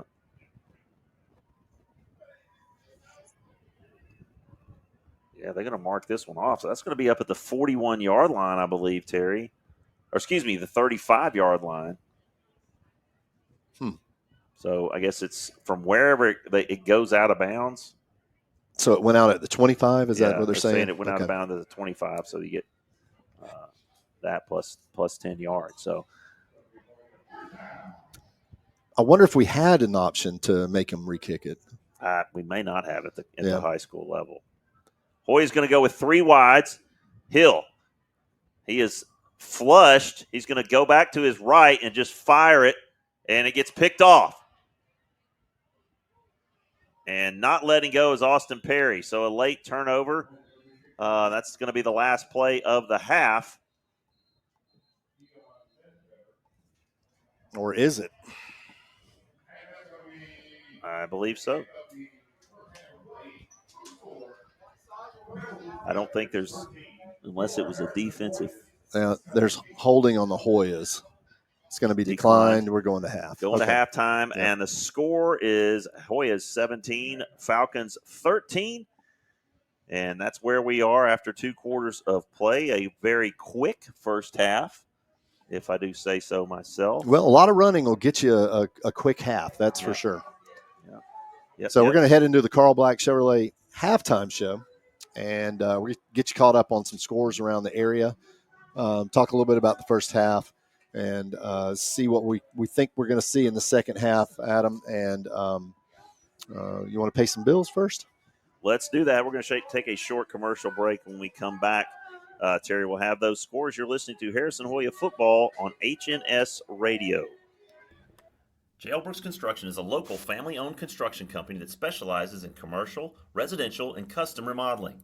J.L. Brooks Construction has been serving the metro Atlanta area for the last 35 years, providing great customer service and full satisfaction guarantee. Call 770-428-4636 or visit jlbrooksconstructioninc.com for more information. If you're into sports, then you know injuries happen. When they do, it's nice to know there's a Pinnacle Orthopedics near you. For over 25 years, Pinnacle has been providing quality health care to everyone, from your favorite pro team to weekend warriors on the tennis courts. Pinnacle Orthopedics, keeping you at the top of your game. Ugh, I really need a new car. Well, did you know that Carl Black Chevrolet Buick and GMC of Kennesaw has over 28 acres of inventory? Really? That means there must be a car fit for me. Of course, just visit www.carlblackkennesaw.com to see their latest specials and to find your dream car today. Looking for home appliances at an affordable price? Smith Appliance is the way to go. They've been serving the Atlanta area for over 55 years with at-home delivery, trusted brands, and exceptional customer service. Smith Appliance has your back. Visit their Hiram or Marietta locations or visit their website at smithappliance.com for more information. Smith Appliance, committed to working for you.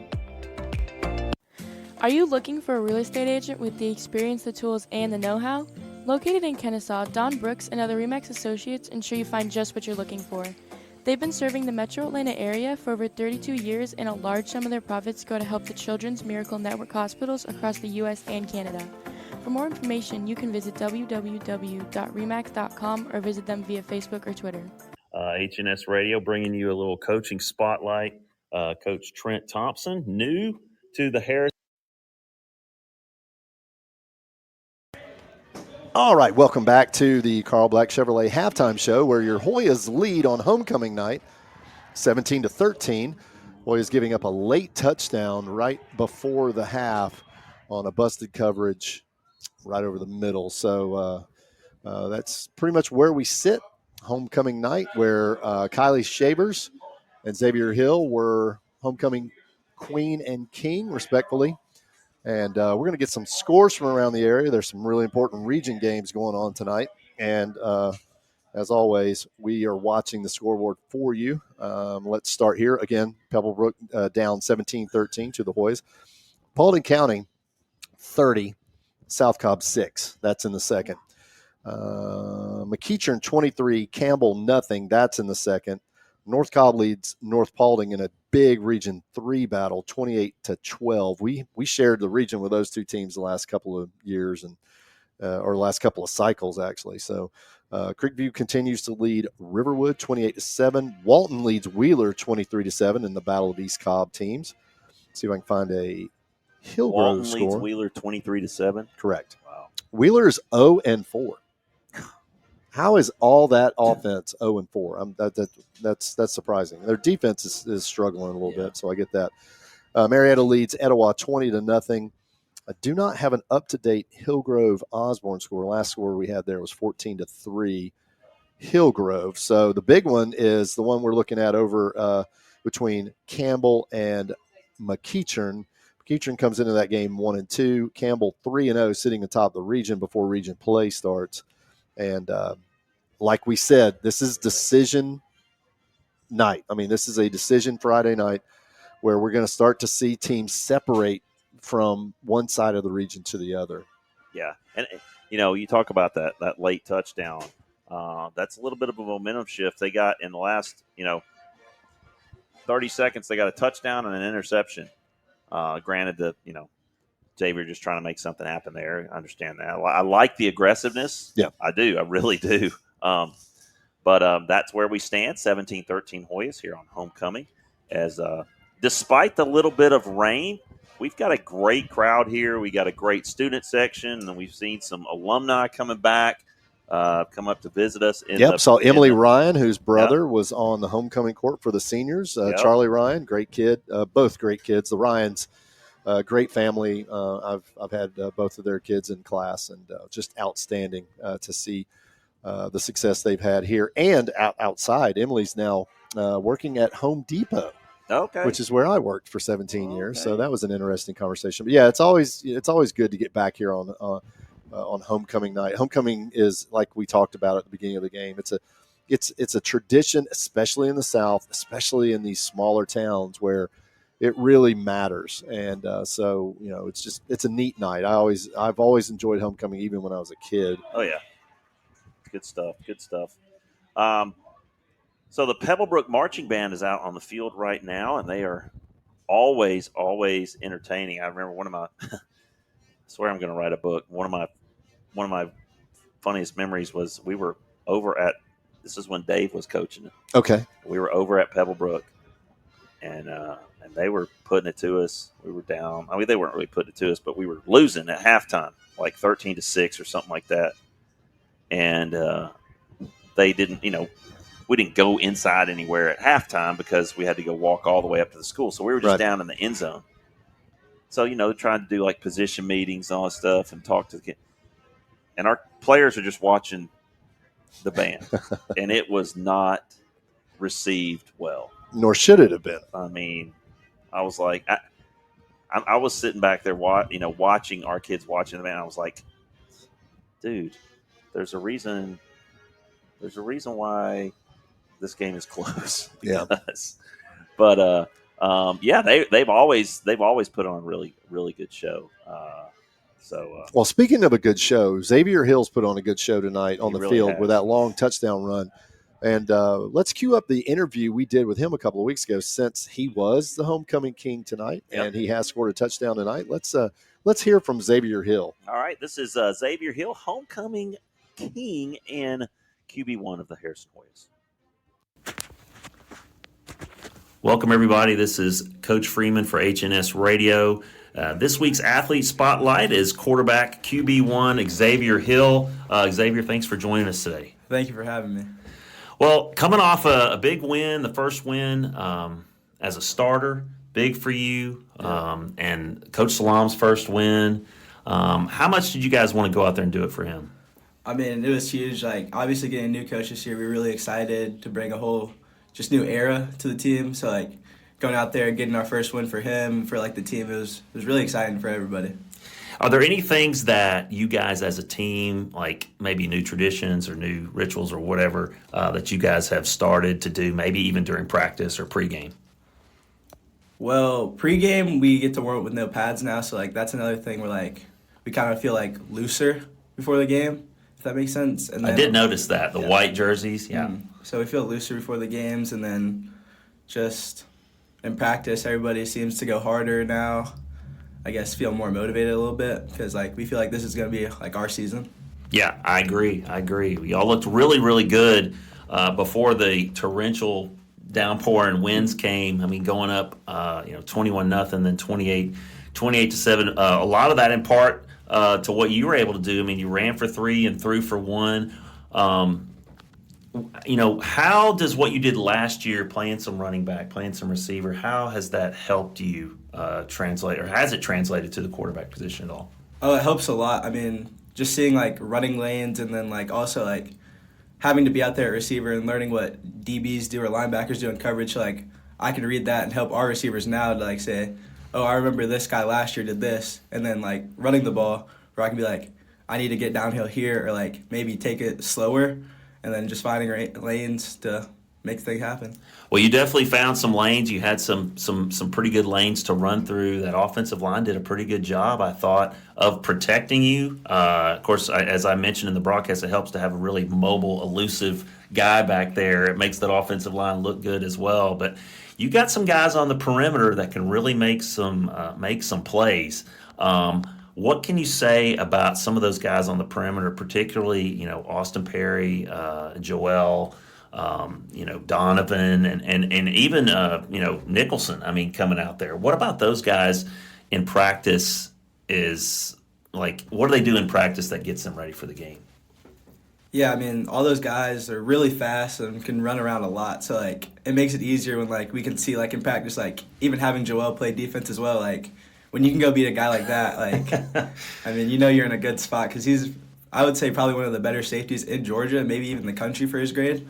So, like, when you go out there and you can run routes and, like, get open against him, like, you can see, like, our receivers can do a great job of getting open, and then also the line protecting me. So, like, a lot of time to get those guys to get in open space. And you see them run, like, even on screenplays where Austin broke a long screenplay.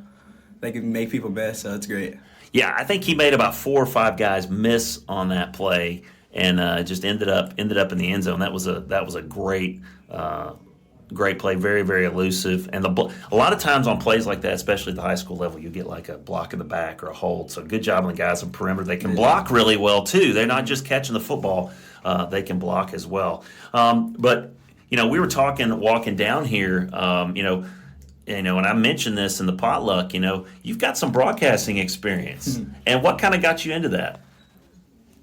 Really, it was just, like, I like being on camera. I like talking to people. So, like, it felt easy to kind of flow. And then also the love of sports, like, being able to be around sports even more than I already am. Like going out and watching other sports is really fun to see like all the other athletes around our school and like at other schools to see how good they are, and then just wanting to talk about it is really fun.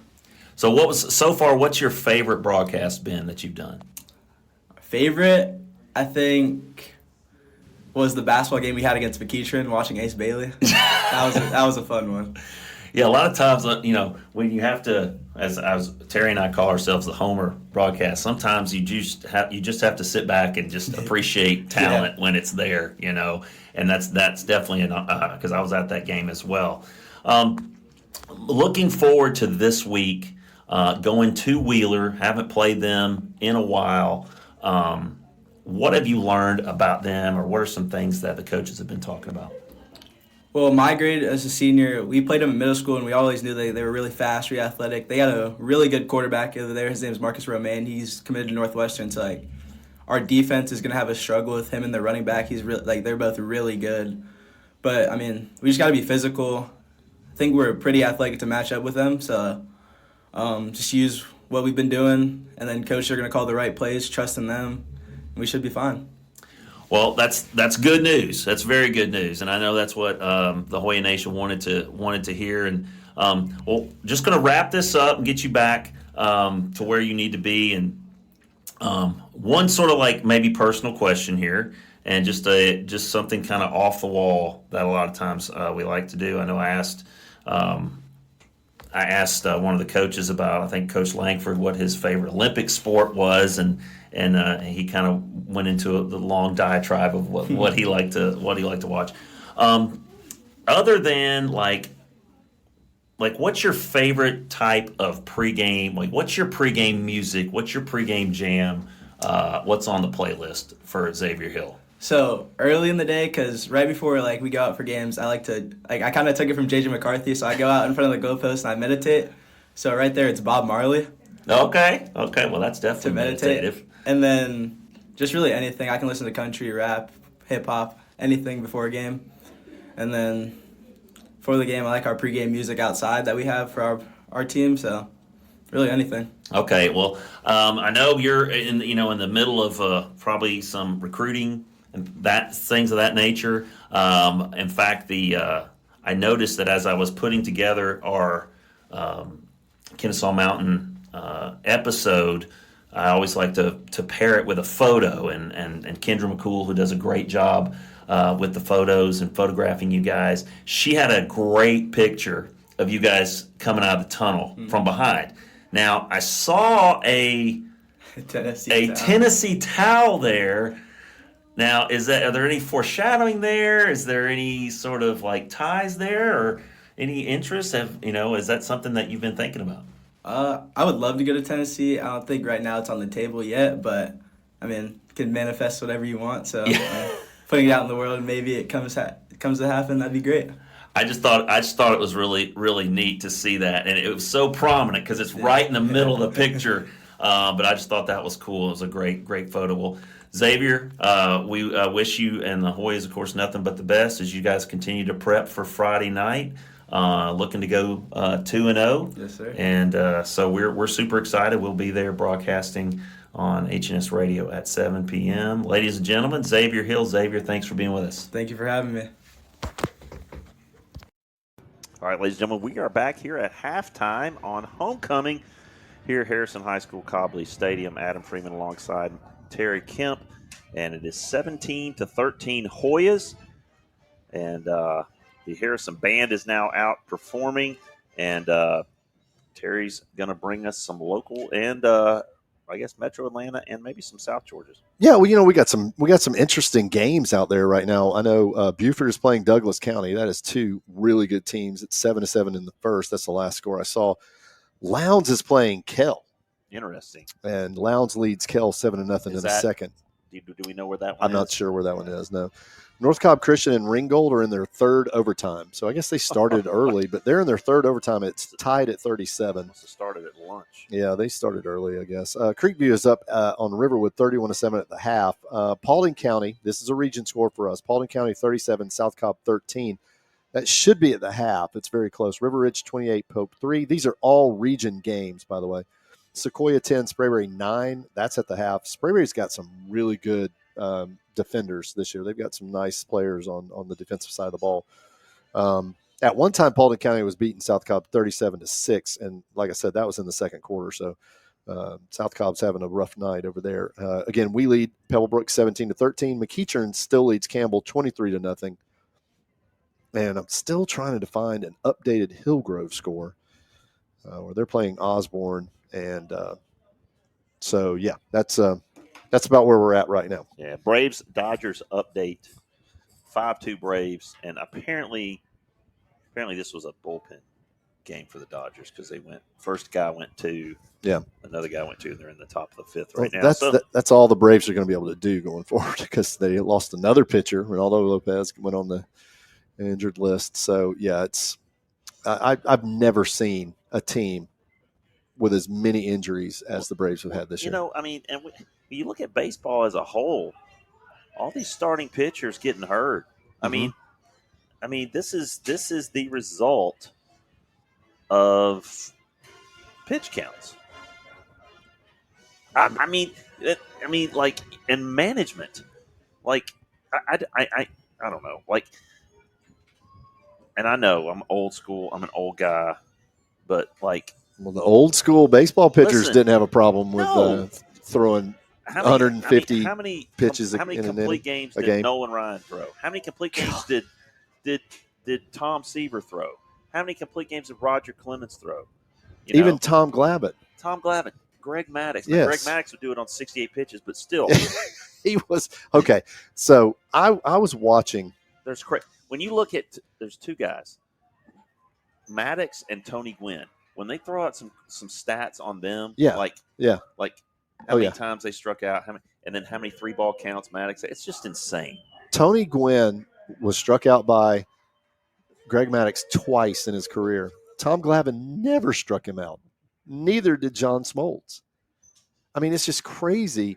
You look at what those guys were doing in the 90s and in the early 2000s. I mean, some of the stories about Greg Maddox and what he was so cerebral. I was watching something the other day. It was a Chipper Jones interview on Greg Maddox, and they were bringing in somebody else. But anyway, and Leo Mazzoni went out to pull Maddox in a game, and Maddox said, "No, I'm not coming off the mound because I'm about to pop him up to third." Okay, and at the time, I think Chipper was playing third. And Chipper was in the meeting on the mound when he heard it, and Leo was like, okay. And he went back, and, of course, Bobby Cox was beyond angry. Oh, yeah. And the next pitch, he popped him up to Chipper Jones in foul territory. He literally said what he was going to do. I mean, that's Larry Bird-esque right there. That's crazy stuff. Yeah, I just don't think that, the arm talent is there, but it's all about velocity now. And they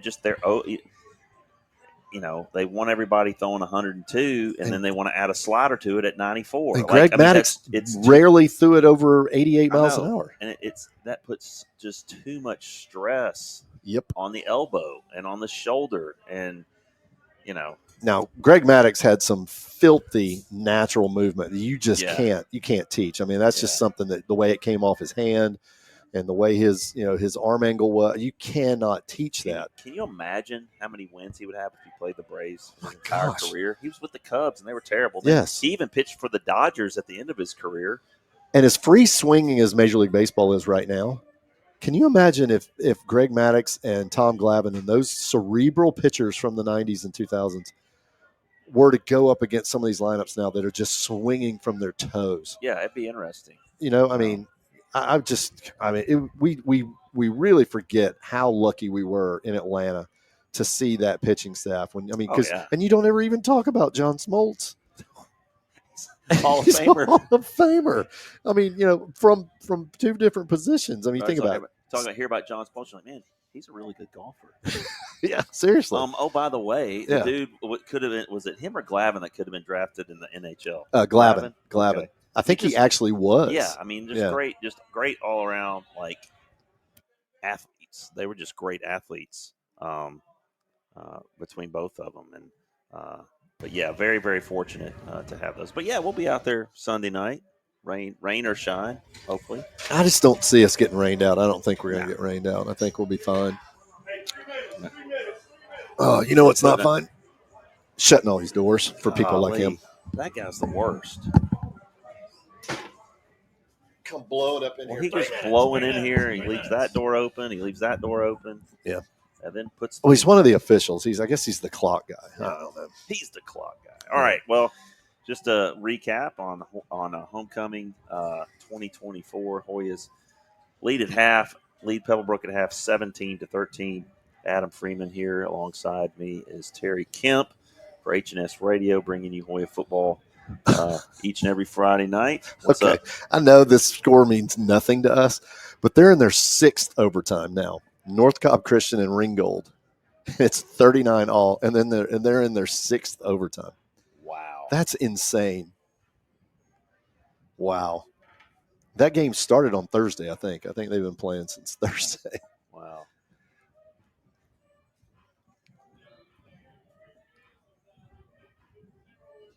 Yeah, still don't have that Hillgrove score. I'm really curious to see if they have extended their lead against Osborne. They were up 14-3, and we can see the separation of the one side of the region to the other with that McEachern score. McEachern came in 1-2, but they had played some really good teams. And Campbell had played some good teams, and they were 3-0, but they're I don't think they have the capacity right now as a program to play with McEachern. So, it's going to come down to these region games, Adam. And, you look at McEachern and you look at Harrison, you look at Hillgrove, and you look at Campbell and Pebblebrook. They're all at the top right now, and only 4 will be able to go to the state playoffs. Yep. So one of those teams is not going to make it. One of those with a winning record right now, or McEachern. I'm not counting they're 1-2, but I'm not counting that because, like I said, they've played 3 really good teams. But one of those teams is not going to be in, and it's going to be some mixture of those 4 of those 5. 4 will go. I just don't know if Paulding County, South Cobb, and Osborne are going to be able to get into that top 4. Just based on what we see with their scores and what they have going. So it's a big night here in Region 5. 5, okay. Yeah. Forgot what region we were in. Yeah. Well, I'm about to put this out on Facebook and Twitter so you guys can join in.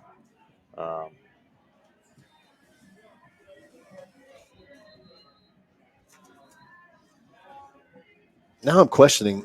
No, Region 3 is North Cobb, North Paulding, but we're not Region 5. I've forgotten what region we're in. Yeah, we're Region 3. 3, okay, that's what I thought. Okay. I thought you were going to. Oh. No, I wasn't going to do that. Wow. I don't have my glasses on.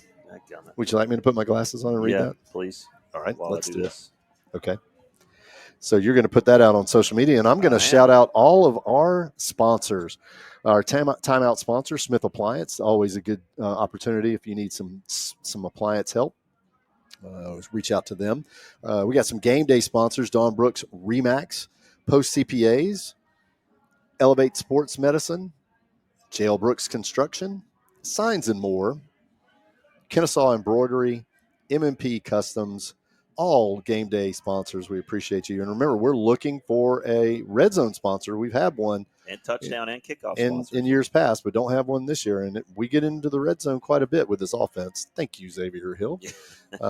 Pregame show is, as has been for a while, sponsored by Pinnacle Orthopedic. And Carl Black Chevrolet is our halftime and first down sponsors.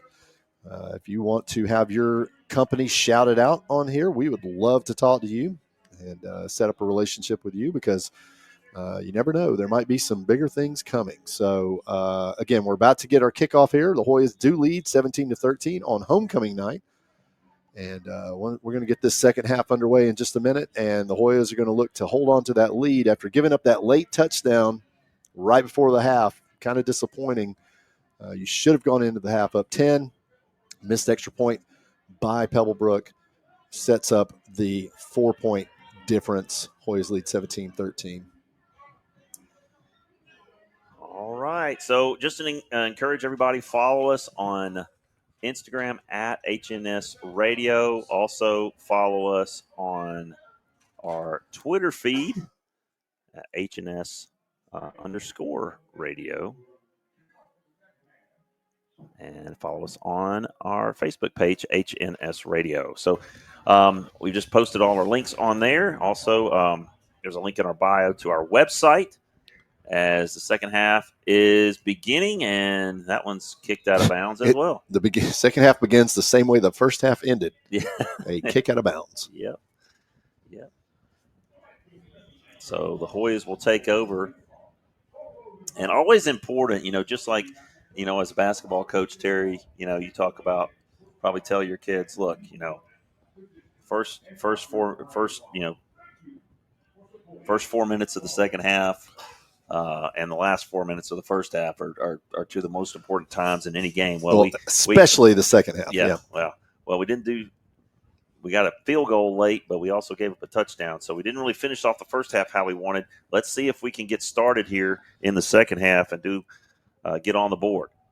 And Hill's going to keep it, and he's going to pick up 5 yards, 5.5 up to the 40-yard line after that kick out of bounds. The Hoyas take over at the 35. So Hill gets 5 on first down. Good start there on the first play in the second half for the Hoya offense. Positive yardage. You got a lot more in your playbook when it's 2nd and 5. Boy, he's going to stack the receivers to the near side. You got Traster out there. Behind him is Perry on 2nd and 5. McRae is the halfback. And they've got Traster for the first down across midfield all the way up to the Pebblebrook 40-yard line. First catch of the night for Matthew Traster. And I know his brother's upset I didn't call him Michael Traster like I did last week. Looks like we got a penalty on Pebblebrook here. I can't see the flag, but I see the officials pointing to the Pebblebrook side. So they're saying it's on Harrison. It's on us. That's why everybody's walking backwards. So that nice gain is going to be negated. And depending on the situation, this may be one of those drive-killing holding penalties. We'll have to see. Well, what should have been a Carl Black Chevrolet first down is going to be a penalty. Oh, a personal foul. That's 15 yards. Block in the back. Oof. And now that sets up 2nd and 20. Yeah, that's tough. Hoy's going to bunch receivers to the near side as Washington is in the backfield. First drive of the second half for the Hoyas. I'd say look for something quick out here, this bunch. But we'll see what the Hoyas decide to do. Hill looking for a man. He's flushed. He's got some room. He's still looking downfield. And he manages to pick up about 10 to the 36-yard line. That's going to make it a 3rd and 9. But again, that's just Xavier Hill making a play. I mean, there's not a whole lot. And, the sort of the youth of the receivers kind of showed its face there as they just they weren't able to get open once he kind of freed the pocket. Yeah, we actually ran a wheel route out of that bunch of 3 on the near side where the 2 guys who you thought might be blocking actually went downfield, cut in, left the 3rd guy in a wheel route, but the safety came down so quick. Xavier, that was his first option is what it looked like. And the Pebblebrook defense did a good job of shutting that down. Yeah, they covered that very well. But again, you covered it well and gave up a 11-yard rush. Yeah. So let's bring up 2nd and 9. It looks like momentarily there's a stoppage now. The officials, I don't know what they're talking about. But that's 2 straight plays where they've had discussions. So Xavier Hill takes this opportunity to go chat with his offensive coordinator. Yeah, Coach they're getting Thompson. the sticks right. It's Okay. 3rd and 9. Yeah. Yeah. 3rd down and 9 as Traster is now at the near side and trips to the far side on the Pebblebrook side now. 10:59 to go, third quarter. Hoyas with the opening possession, leading 17-13 in a key region matchup, first one of 2024. Hill has it on a big 3rd and 9. Trent's changing the play. Yep. Looked like they were showing a little bit of pressure. See what Hoyas can do here. Hill gets the snap. Looks over the middle, and boy, that was a hold on the Hoyas, but he gets the first down and more, and the Hoyas got away with one right there. Yeah, that was pretty egregious. They got away with one on that one. Well, that's a Carl Black Chevrolet first down on a 3rd and long. Thank you again to the legs of Xavier Hill, who's got to be up close to 100 yards rushing tonight. That, I think, put him over 100 yards. And that's Washington spinning and falling forward as he always does, and he picks up 8 on first down. And with that long run by the Hoyas, by Xavier Hill, they keep this drive going. And that's Washington's largest gain of the night. They're going to give him a almost 10-yard gain there. 2nd and short. Good time to take a shot here. They got a man wide open through the hands of Austin Perry. Wow. And wide there open. Was nobody even, they thought he was going to run a hitch, and he ran right by him, and it just went right through his hands. Well, just like you said, it's a great opportunity to take a shot here on 3rd and about a foot, or 2nd and about a foot. And that was a perfectly thrown ball by Xavier Hill, unfortunately dropped. Same formation as the Hoyas have it. 10 minutes even to go in this one. Trasser in the slot now. In motion is McRae. Now they send Perry in motion. And Hill, he's just going to take it himself. And he's going to get the first down to the 34-yard line. Another Carl Black Chevrolet first down there. Good job by Xavier to pick that up and prevent what could have been a really tough drive stall there on the drop. But the Hoyas rally from that and look for Perry to get another opportunity here, because those Hoya coaches are going to dial him up again. He's open.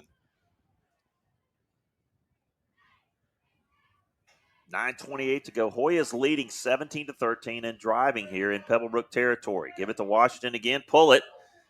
And they're looking again, this time again for Austin Perry, in and out of his hands. Well, that was a great play by the defensive back there, number 7 for Pebblebrook, one of the guys that we were told was going to be a pretty good defender back there. Yep. He got in there and knocked it loose with that one hand. It was a textbook defensive back play on a pass there. Martavius Adams with the coverage. 2nd down and 10. Hill going to pull it. He's got some room. Gets north and south. He's going to have the Carl Black Chevrolet first down to the 21-yard line, and you feel like that's there pretty much every time. Yeah, but eventually it's not going to be there. And so they're going to crash. They've been crashing down on Washington, but a nice read by Xavier there. Pick up the first down. 1st and 10 at the 20-yard line of Pebblebrook. Hoyas with a 17-13 lead with Hill in the shotgun. Looking to the right. He's got a man in the end zone. It's Perry, and he gets turned around, incomplete.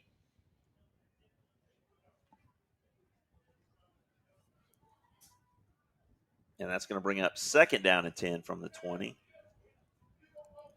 As Coach Thompson signals in the play. Well, the Hoyas are already in field goal range here for Zidane if this drive does stall. 2nd and 10 at the 20. Hoyas trying to get it in. Hand it off to Washington. Stumbles for a moment, falls forward, and loses the football. And Pebblebrook comes out of there with it. And now we're losing the turnover battle. Just like that. There's the key second turnover that Coach Williamson mentioned in the pregame, talking about winning the turnover battle, trying to make sure that the Hoyas don't give the Pebblebrook offense any extra opportunities. And the first possession, you like to come down and get some points, but deep in Pebblebrook territory, they give it up on the ground as TC Washington fumbles. And they're going to take over at their own 18-yard line.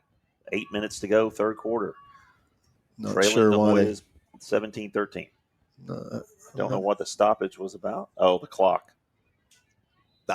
Yeah, they need to add 8:25 to go as Adams is back out there.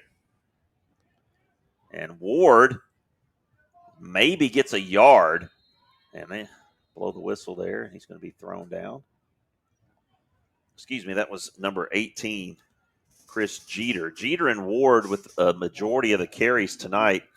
And then, of course, Adams on the ground. He's been able to scramble and pick up a couple of first downs and frustrate that Hoya defense.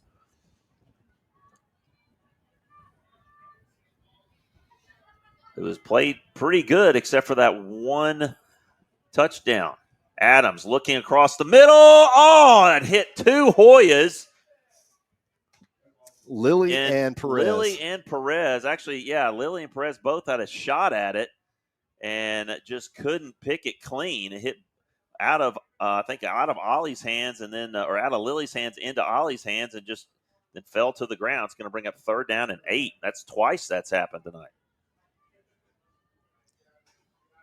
So Jeter is the tailback now. Adams looking to the sideline. This one's way overthrown. Going to bring up 4th down and 8. So Hoyas dodged a little bit of a bullet there after that fumble. Yeah, and the Pebblebrook Falcon punting game tonight has been a little dicey. So let's see if the Hoyas can capitalize on a mistake here like they did in the first quarter. And no matter what, they should get the ball in really good field position because we've got Trice right at the 49-yard line. Yep, Trice still looking for his first return. And 7:34 to go in the third quarter. High snap, gets it off. It's a high short punt. Trice fields it at the Hoya 49-yard line. So good coverage there by the Falcons and pretty decent punt.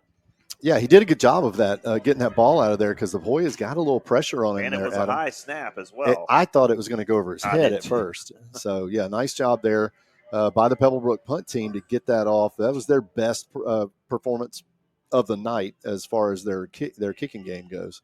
All right, we see R.J. Cowser back there in the backfield now. And the Hoyas could really use a touchdown right here. McRae in motion.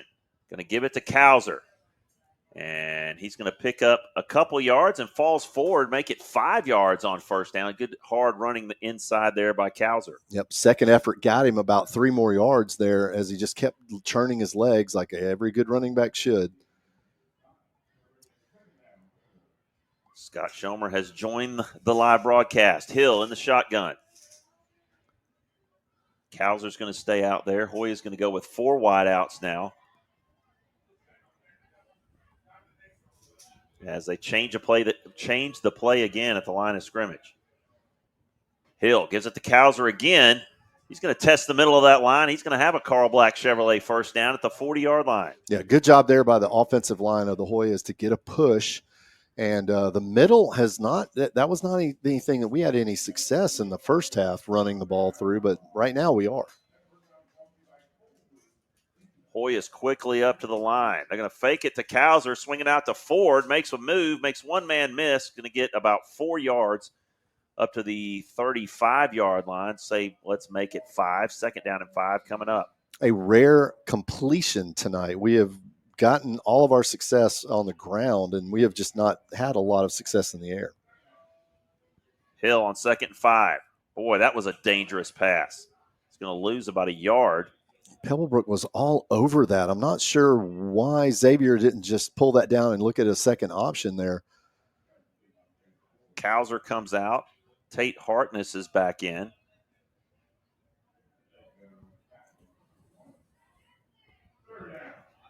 So we've got Perry Traster, and Ford at the wideouts. We're going to have a stoppage here, and I think we've got a Smith Appliance timeout here, a big third down and about 7 for the Hoyas from the Pebblebrook 35-yard line.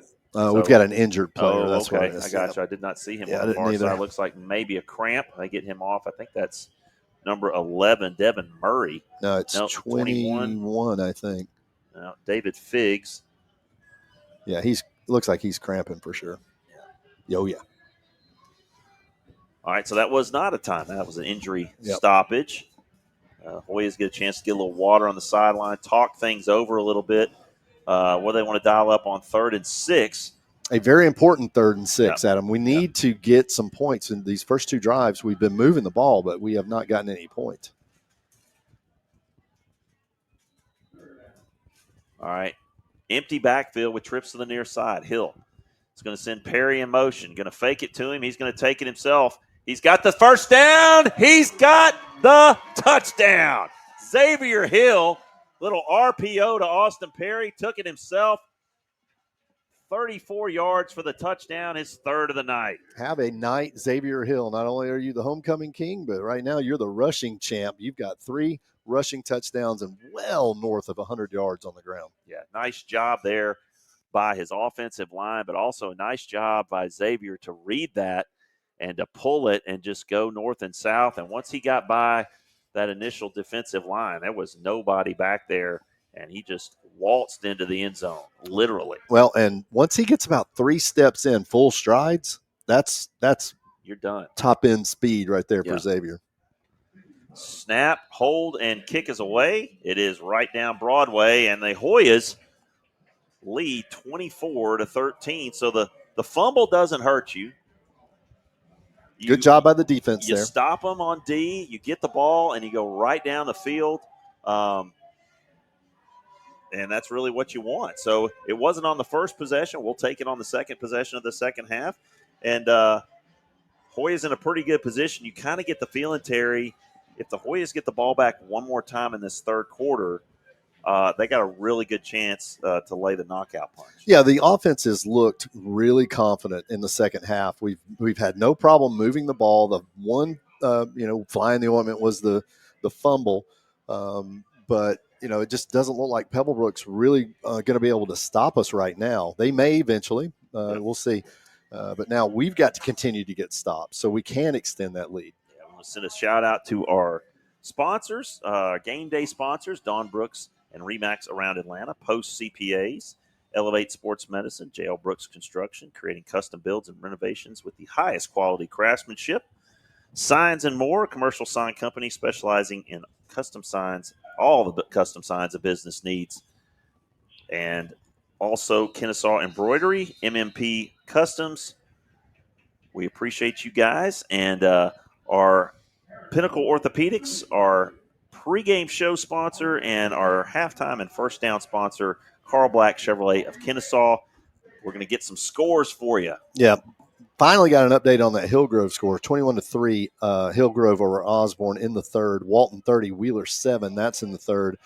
New Manchester leads Kennesaw Mountain 14-7 in the third. Marietta 27, Etowah nothing. That's in the third. That would be Marietta's first win.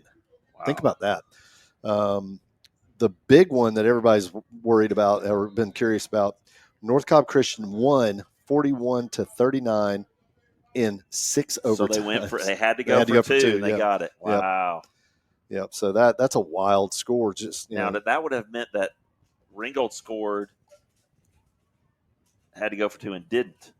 It didn't get it. That's what it looks like. I'm trying to go back and look. So yeah, it was 39-39 at the end of 6. Wait a minute.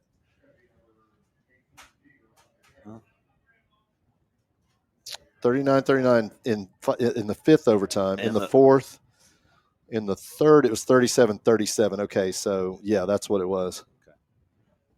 No, that doesn't make sense. If it was 37-37, how'd they get to 41? Don't know. Back to live action, 2nd and 5 from the Pebblebrook 25 as Adams keeps it and gets pounded by Ollie Perez, short of the first down. It's going to be about 2 yards short as we're inside 4.5 minutes now here in the third quarter. Hoyas up 24-13 on a 3 rushing touchdown night by Xavier Hill.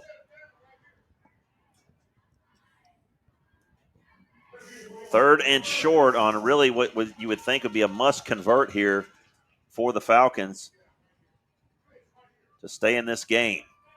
And they're going to give it to number 18, and he's going to get the first down. Hard running inside there by Jeter, and that's going to move the chains.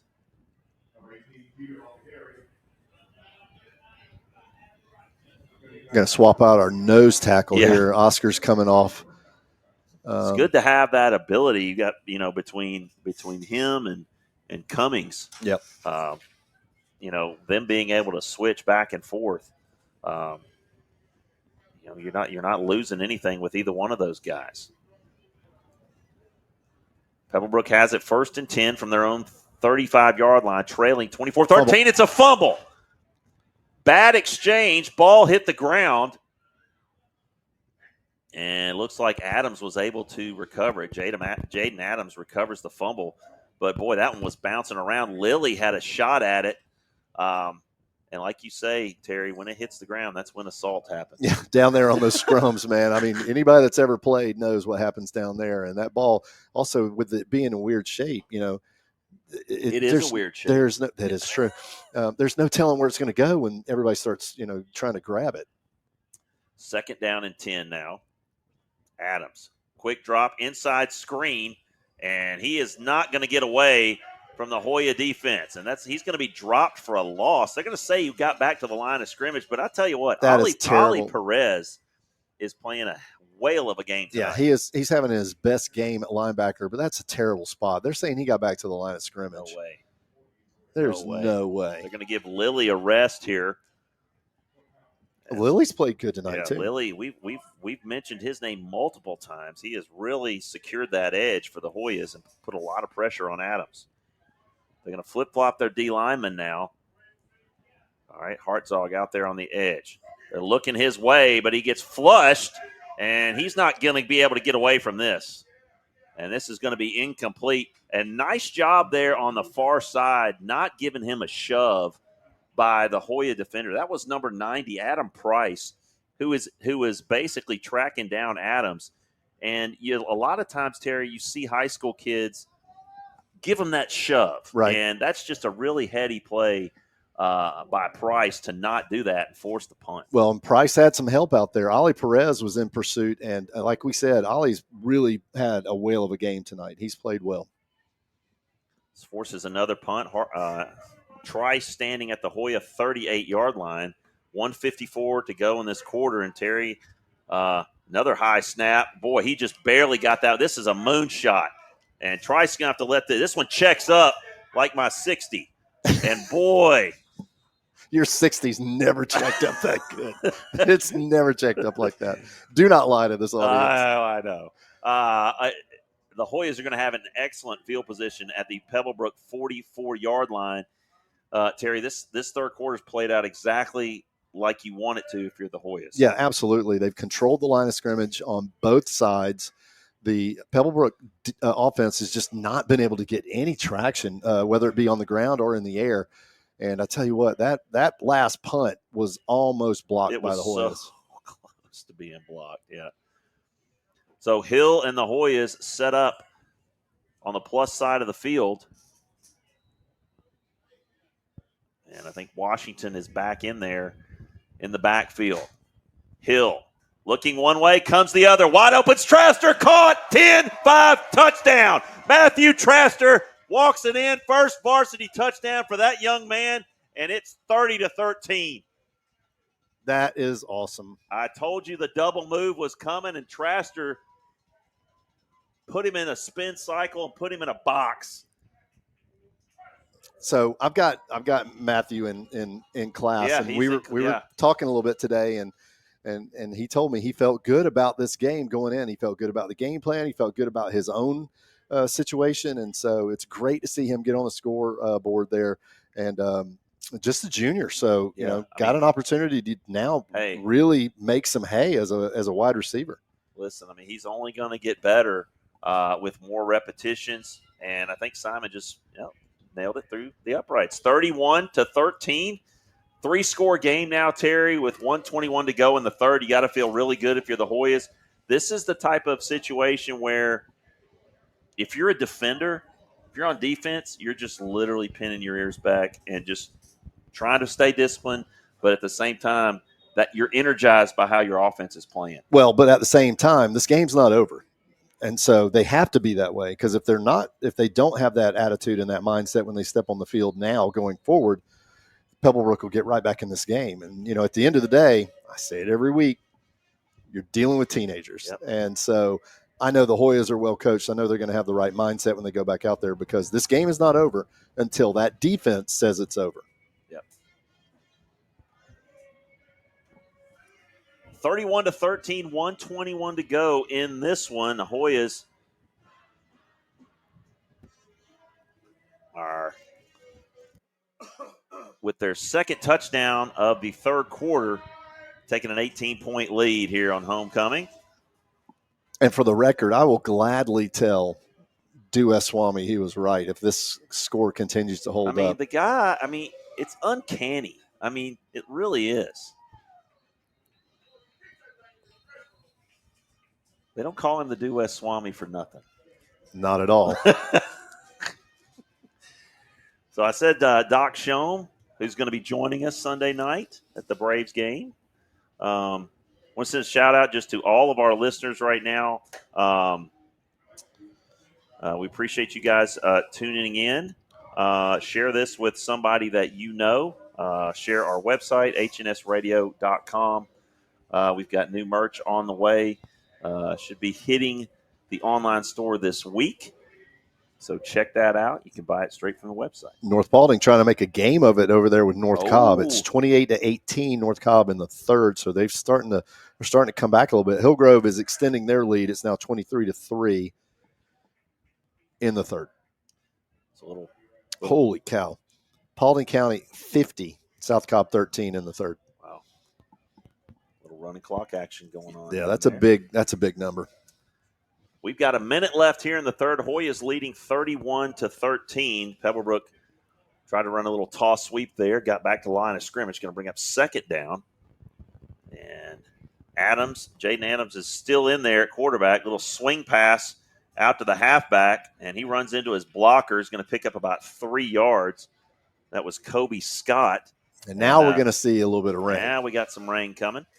And out come the umbrellas. And we knew eventually old Hurricane Francine, or what's left of her. She'd do something to us. Or Francis, whatever it was. She would have some kind of influence on this game. Yeah, but, it's a steady rain. It probably won't last long. Good thing about it is no lightning. Just a little wetness. This lets you know this is football right here. Adams takes the snap, looks over the middle, can't get anywhere, tries to get outside. Can he get the first down? He can't. See how short he is, where they mark him. They're going to mark him out of bounds at the 29-yard line. I think he's going to be about a yard short. That might have been Ollie Perez again over there. It was either him or Lilly. I couldn't tell. I think it was Michael Lilly who got there to escort him out of bounds. Of course, we have a report from Michelle Sumner. She says the rain has already stopped on Midway Road. So, okay, it is very spotty. But we're in a little bowl here, so. Well, and I'm glad that we got the homecoming stuff in dry. That would have been disappointing. 5.9 seconds to go here on 4th and 3. And we are going to get a Smith Appliance timeout by the Falcons. And you just get a sense here they were trying to draw the Hoyas offside. And we'll see if they end up punting this football on 4th and 4. But nice pursuit there by Lilly and Perez. So not allow Adams to get the first down. The same clock official who blew through here and left all the doors open is now telling our fans they need to sit down so that he can see the field. Normally, you never know that the clock official is over there. No, because he doesn't speak. He just stay in your lane. Yeah, and he's making his presence known tonight. So there's always one, Terry.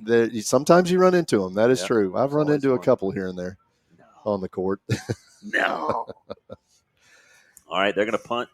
They're going to punt this one away, and they're running guys on late. The last time I got a technical foul called on me was because I told a guy, "No one's here to see you." You just told the truth. I know it. And this one's a line drive, and it's going to bounce out of bounds. Oh, it's going to stay in bounds and roll. And down to about the 35.5-yard line. That's where the Hoyas are going to take over when the fourth quarter begins. And we'll be back from a commercial break. Hoyas at the end of 3, leading Pebblebrook 31-13 on HNS Radio. J.L. Brooks Construction is a local family-owned construction company that specializes in commercial, residential, and custom remodeling. J.L. Brooks Construction has been serving the metro Atlanta area for the last 35 years, providing great customer service and full satisfaction guarantee. Call 770-428-4636 or visit jlbrooksconstructioninc.com for more information. If you're into sports, then you know injuries happen. When they do, it's nice to know there's a Pinnacle Orthopedics near you. For over 25 years, Pinnacle has been providing quality health care to everyone, from your favorite pro team to weekend warriors on the tennis courts. Pinnacle Orthopedics, keeping you at the top of your game. Ugh, I really need a new car. Well, did you know that Carl Black Chevrolet Buick and GMC of Kennesaw has over 28 acres of inventory? Really? That means there must be a car fit for me. Of course. Just visit www.carlblackkennesaw.com to see their latest specials and to find your dream car today. All right, ladies and gentlemen, we are back here. Start of the fourth quarter. Hoyas have it with an 18-point lead, and Hill is going to pull this one, and he's going to lose about a yard on first down. This is Torrin Wilkins in for the Hoyas, the junior. So Wilkins and Cowser back there in the backfield. Quick out to Kason Akambare. He's going to pick up about 3 yards. So Hoyas getting some new different players in. Yeah, we got quite a few. Surprises me a little bit this early, but you still got Ford and Perry and Combe out there. So our O-line right now is 77, 55, 56, 57. We'll have to look at names. I think we have at least one new offensive lineman out there. So Wilkins in the shotgun on 3rd and 9. Going to have to throw. Throws all the way across the field. Caught. And going to be short of the first down. I think that was Austin Perry. He's going to get up to the 42-yard line. And a very short possession for the Hoyas. Unless they're going to go for it. I don't see them going for it. Here comes the punt team. So see if we can flip field position here. 10:47 to go in the game. Hoyas leading 31-13. You kind of wonder. Well, look, this is how you build depth. There's nothing wrong with that at all. You want to get some guys out there in game action that you know are eventually going to have to play a role. So, and sometimes you have to give up a 3 and out. And we're going to get a Smith Appliance timeout by the Hoyas for this punt. I mean, I think that's a good opportunity to get them out there and get them a little experience, because you got a cushion, and it's not like they have a certain score they have to, it's not like they have to keep this this much of a lead. Obviously, you don't want to give up any points, but at the end of the day, you got to start building some depth. You got to start building up some guys that don't see the field as much as some of the other ones. Our most appreciated listener, Judy Dickman, says, Terry, I would have told the clock guy the same thing.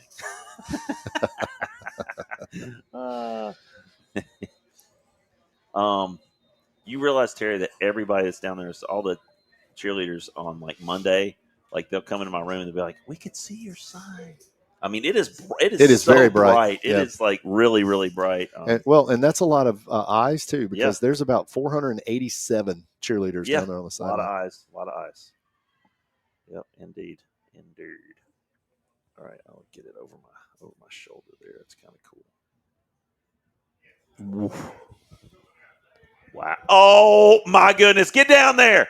Get down there! Check! Oh, holy cow! That punt, that was about a 57-yarder. Nice job by Simon. Man, that was so close. The Hoyas were racing down the field to try to dead that ball at the 1 yard line. Good effort there. Good. That's a good effort right there. That's a team that's locked in. That's what that looks like right there. That's a team that's locked in, who is still, even though you're up 31-13, you're efforting every play right now. That's good. You know, Terry, I noticed something different about tonight. You notice anything different about tonight in the booth? No. No hat. Oh, no, I did not notice that. No hat tonight. Okay. Adams hands it off to number 6. That's the second time he's carried the ball. Kobe Scott normally plays linebacker. He's a little bit bigger body. We have not seen Ward the last 2 possessions, so hope that Demarion Ward is okay. I think we've got a couple of new guys on defense now. 10. Who is 10? Number 10 is Nick Sevilla. Okay. He's probably lined up right next to he's on the other side of Ollie. Yeah. So we're going to get a Pebblebrook Smith Appliance timeout now with 9:47 to go.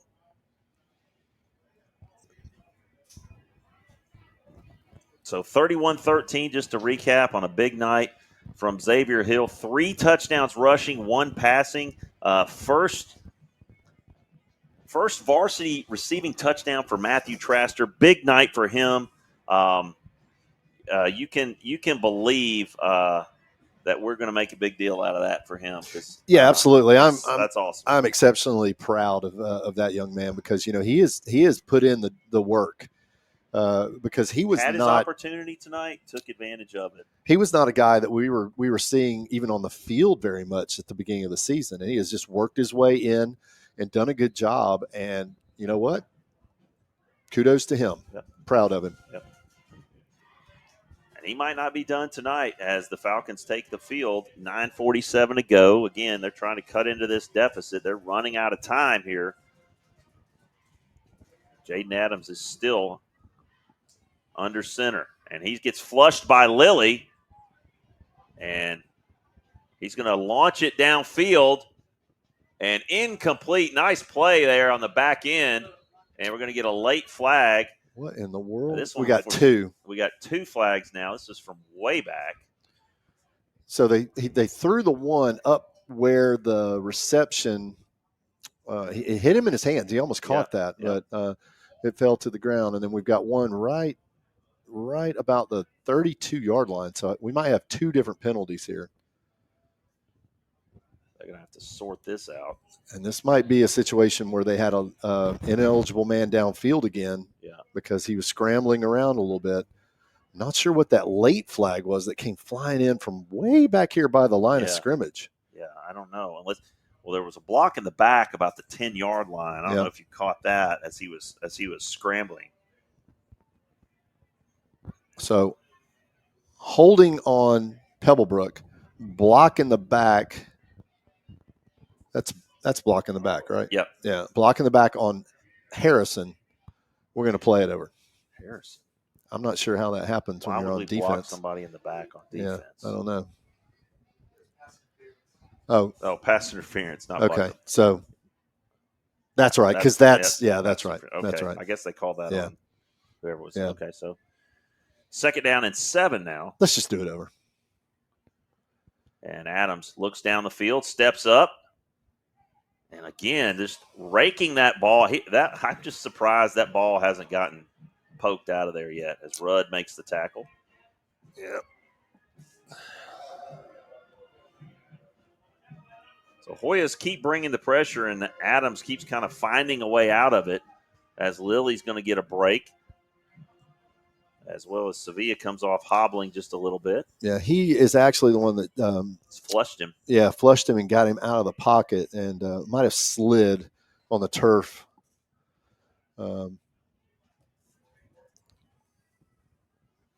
Adams with another handoff, trying to get to the edge, and he is met by a host of Hoyas. He's going to be taken down after a gain of 2 up to the 34-yard line. So our defense is doing exactly what you said. Their ears are pinned right now, and they are out there hunting, which is good to see. And they're playing together. I mean, they're feeding off of each other right now. Adams and the Falcons walk it up to the line on a 2nd and 7. Adams looking over the middle, and he's going to get flushed again. And he gets away diving across the first down marker. Just Hoyas having a tough time keeping him corralled at this point. But he is running for his life. Yeah, I mean, he's got no options. And once he gets flushed, he has no options because a lot of our linebackers are picking up, on these routes. And so that's one of the reasons why he's getting this yardage once he gets through the line of scrimmage or once he gets through out of the pocket.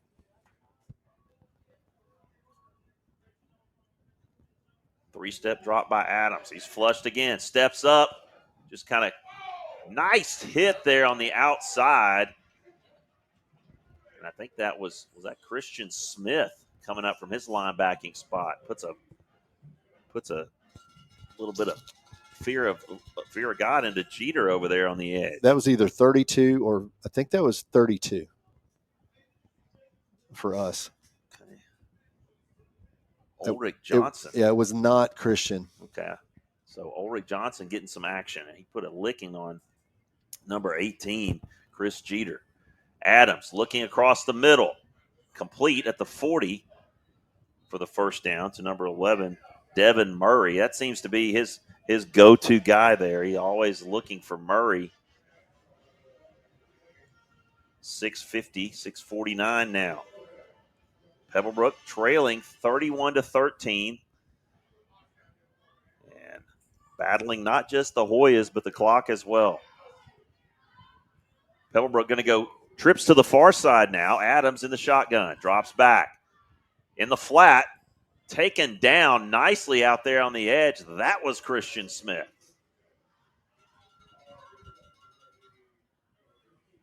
.620 to go now. 2nd down and 9 for the Falcons.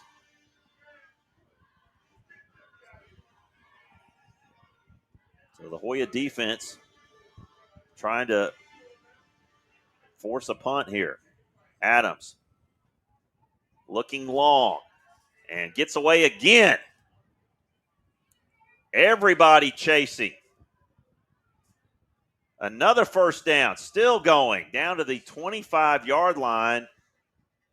I tell you what, Jaden Adams, he's going to need an ice bath after this one. Well, Oscar McAdoo chased him down and was part of the tackle there.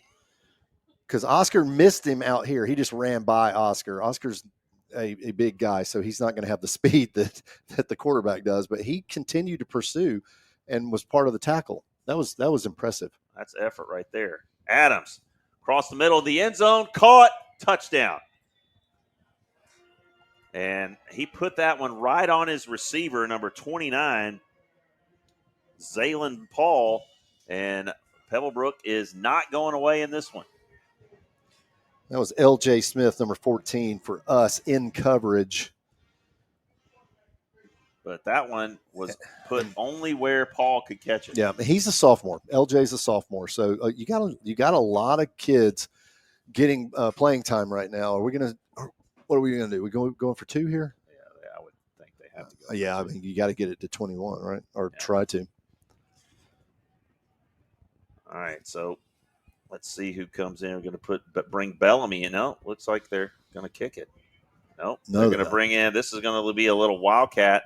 Maybe 7. No, Adams is in the shotgun, and he fumbles it. And he had his foot down, looked like. Yeah. You can't. What? No. Yeah, that was dead. Dead ball, yeah. Yeah. Once his knee went down, I think Jeter recovered it, but he recovered it on his knee. So the Hoyas maintain a 12-point lead with 5:23 to go in the game. So Hoyas could have returned that for 2 points. That would have been they been could fun. have. Yep. That would have been fun. Again, appreciation to all of our listeners out there. Appreciate you guys. Feel free to share this on social media. You can share the broadcast if you're listening from the app. Just go in the upper right-hand corner there and share that on your social media feeds. Also, follow us on Instagram and Twitter. Instagram at HNS Radio. Twitter at HNS_radio. And here comes the Pebblebrook kick as the rain comes back. And could be a little slippery. See what they try to do with it. They've been targeting the middle of the field. Back there to return it are Ford and Perry. So this is an onside kick, and it goes off a Hoya helmet, and Pebblebrook recovers it. Wow. That's a tough one. Literally bounced off the turf and hit him in the face mask. Wow. And went back towards Pebblebrook's pursuit, and they are going to get the ball on their 43, 44-yard line and get the ball right back. Yep.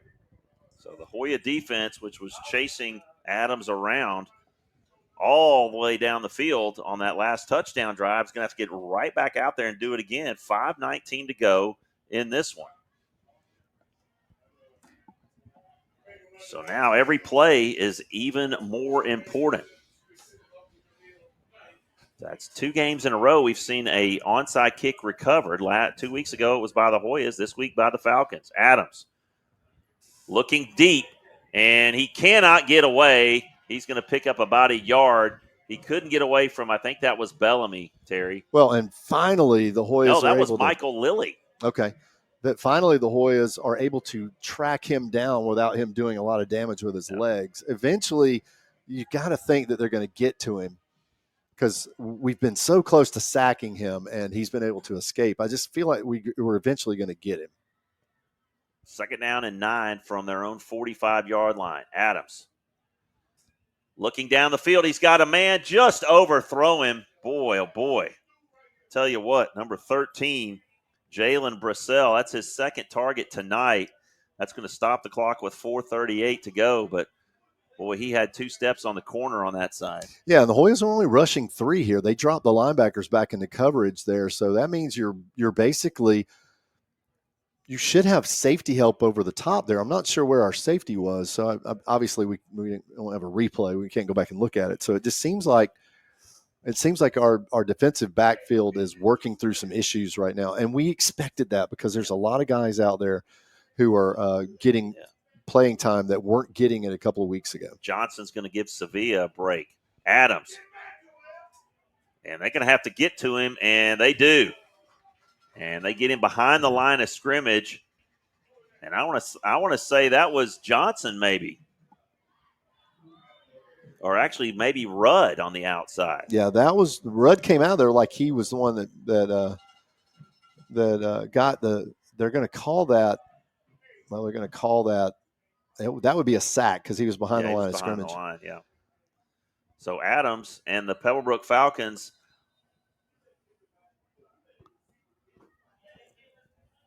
on a. All right, somebody did something. I don't know. Yeah, I'm not sure what. Pebblebrook is on the line of scrimmage, and the Hoyas are now going back out there. Oh, they had to fix the clock. 4:25 to go, so he was pushed out of bounds. 4th down and 10. This is a huge moment in this game. Adams, 4th and 10. Complete for the 1st down. And that's going to move the chains. He just ran a little stick route out to the sticks and just fell down. Yep. And that's going to move them. Yep. Textbook wide receiver route right there. Just get to the 1st down marker and turn around. The ball's going to be on its way. Is that how you used to do it? No, I always ran go routes. I was too dumb to run precision routes. Adams has it in the shotgun again. Steps up. He's got a man across the middle. Caught. And That is going to be a personal foul Yep. on Christian Smith, and that's a terrible call. Yeah, because he was sliding down. He kind of slid down into it. But,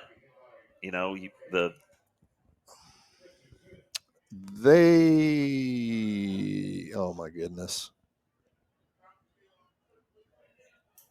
That's a football play, and he's going to be penalized.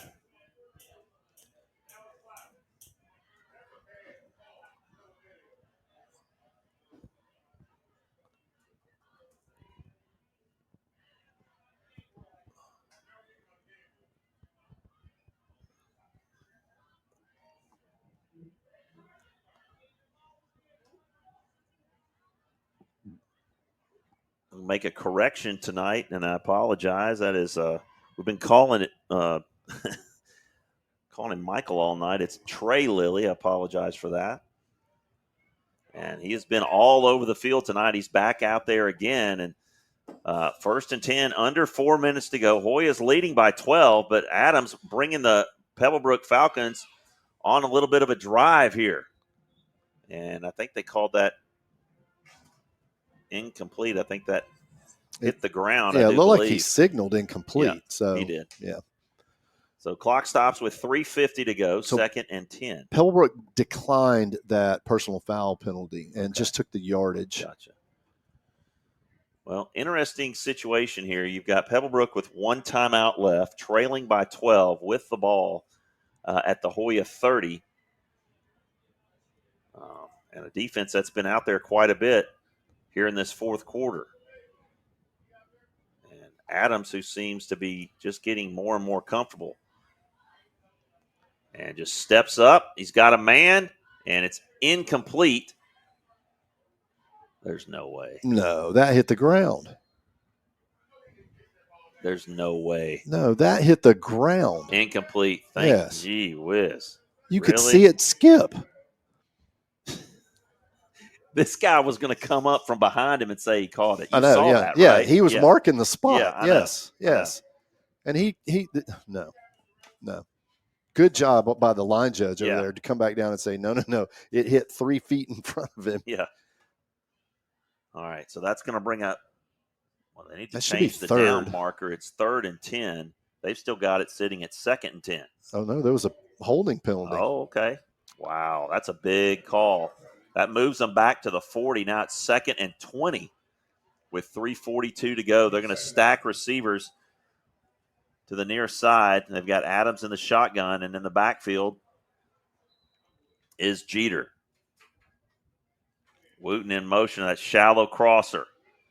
And he is not getting away from Colin Bellamy. And that's going to be a sack for the Hoyas, the second one on this drive.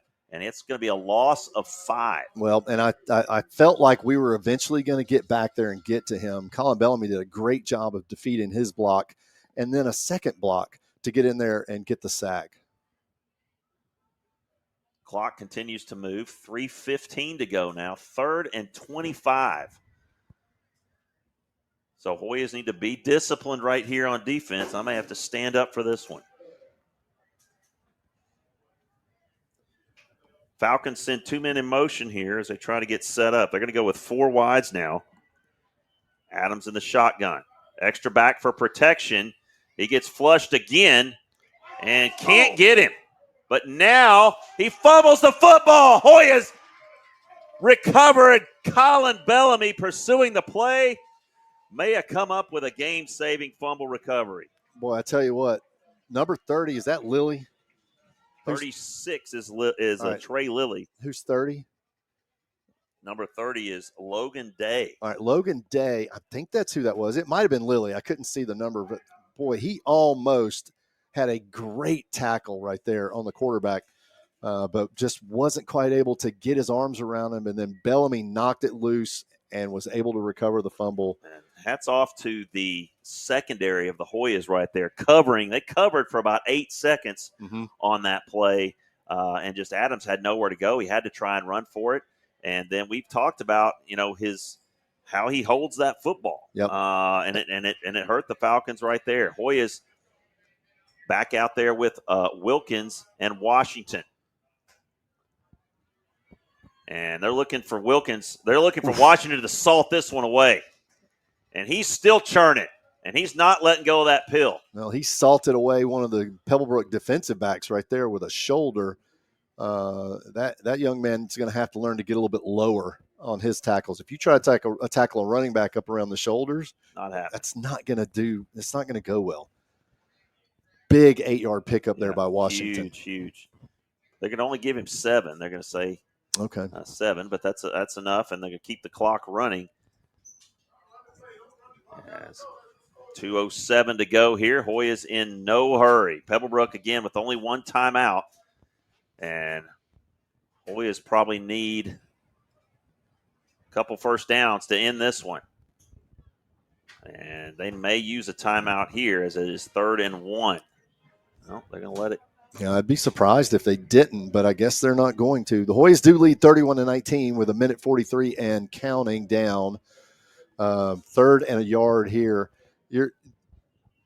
Pebblebrook's not going to get the ball back, even if we punt it with more than about 30 seconds at the most.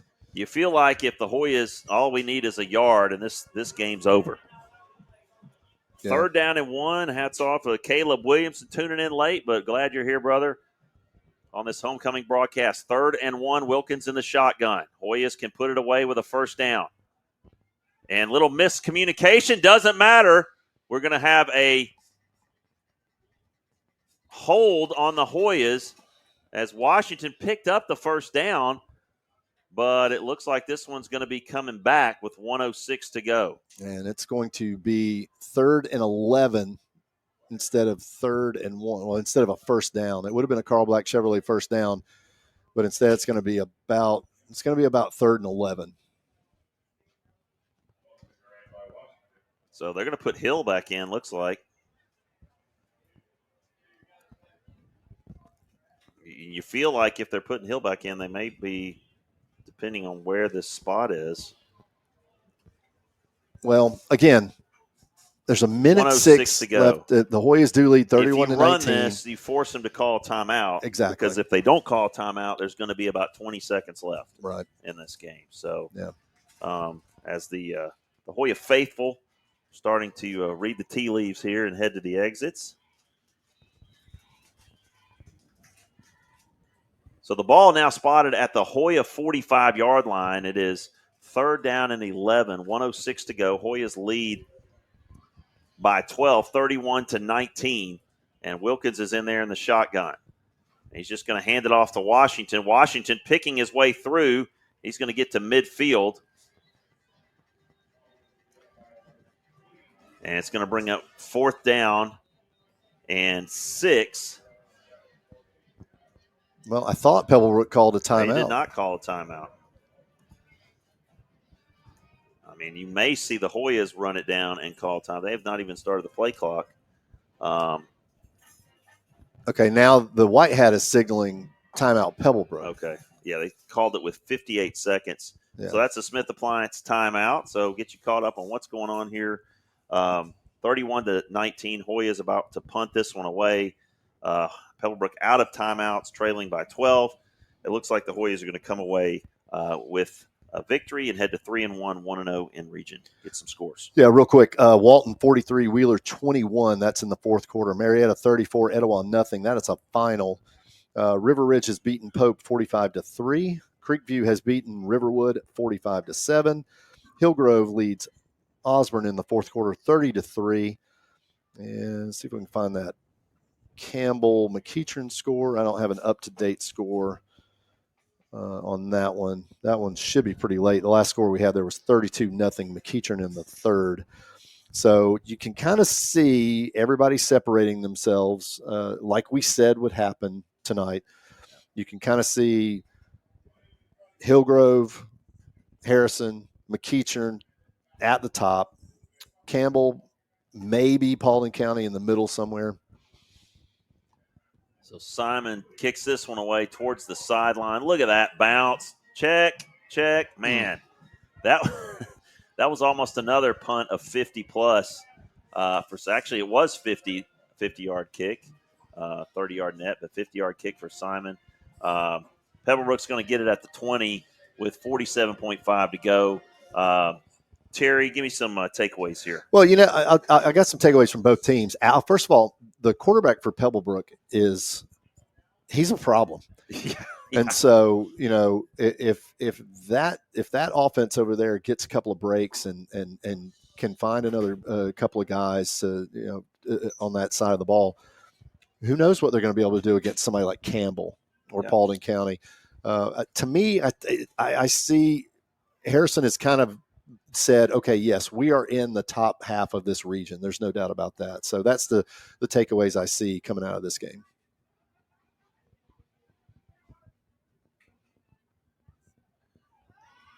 Nice pursuit there on the outside, keeping him in bounds. Little quick throw over there by Adams to number 13. Braswell had that big reception on that last drive. They might get one more play in here, but it's going to be close. More. Yeah, 29 seconds to go. They're really not in any sort of hurry. Adams getting the call from the sideline. And they may run one more play, but it's gonna be snapped with under 10 seconds to go. And the Hoyas are just going way back. Adams looking down the field and trying to get away. He can't. And he's going to be sacked. Was that Oscar? And that's going to be the last play of the game, and that's big Oscar McAdoo. He had himself a game. Fumble recovery, sack, tackles, and the Hoyas go to 1-0 in region, 3-1 overall with a 31-19 win over Pebblebrook. Contributions from newcomers all over the place. Matthew Traster, first varsity touchdown. Xavier Hill, 3 rushing touchdowns, 1 passing. Ali Perez just played an exceptional game tonight at middle linebacker. Just felt like he was in control of the defense. Joel Combe kind of in that first quarter on defense, kind of let those guys know that if they were going to make those catches, they were going to take some hits. And I thought just save for one play defensively, I think we played a complete game tonight. Yeah, and had a little bit of a turnover bug again tonight, but we were able to overcome it. We lost the turnover battle tonight. Yep. But we won the game, so that's a rarity, but we'll take it. And you got some younger guys out there who got some very valuable playing time. You see some people emerging, and it's just that's a good team win right there by the Hoyas. And now you're heading into the rest of region play. You know what you got to do now at this point. Yeah, absolutely, absolutely. Big win for the Hoyas here at home on homecoming. You guys that are headed to the homecoming dance tomorrow. Terry and I will see you there on the early shift. And enjoy your weekend. Watch some college football tomorrow. And so last few words from Cobley Stadium here. Hoyas win 31-19 on homecoming. And we will be with you next week as the Hoyas take on Campbell right here one more time. Try to go to 2-0. You've been listening to Harrison Hoya Football on HNS Radio. Feel the game.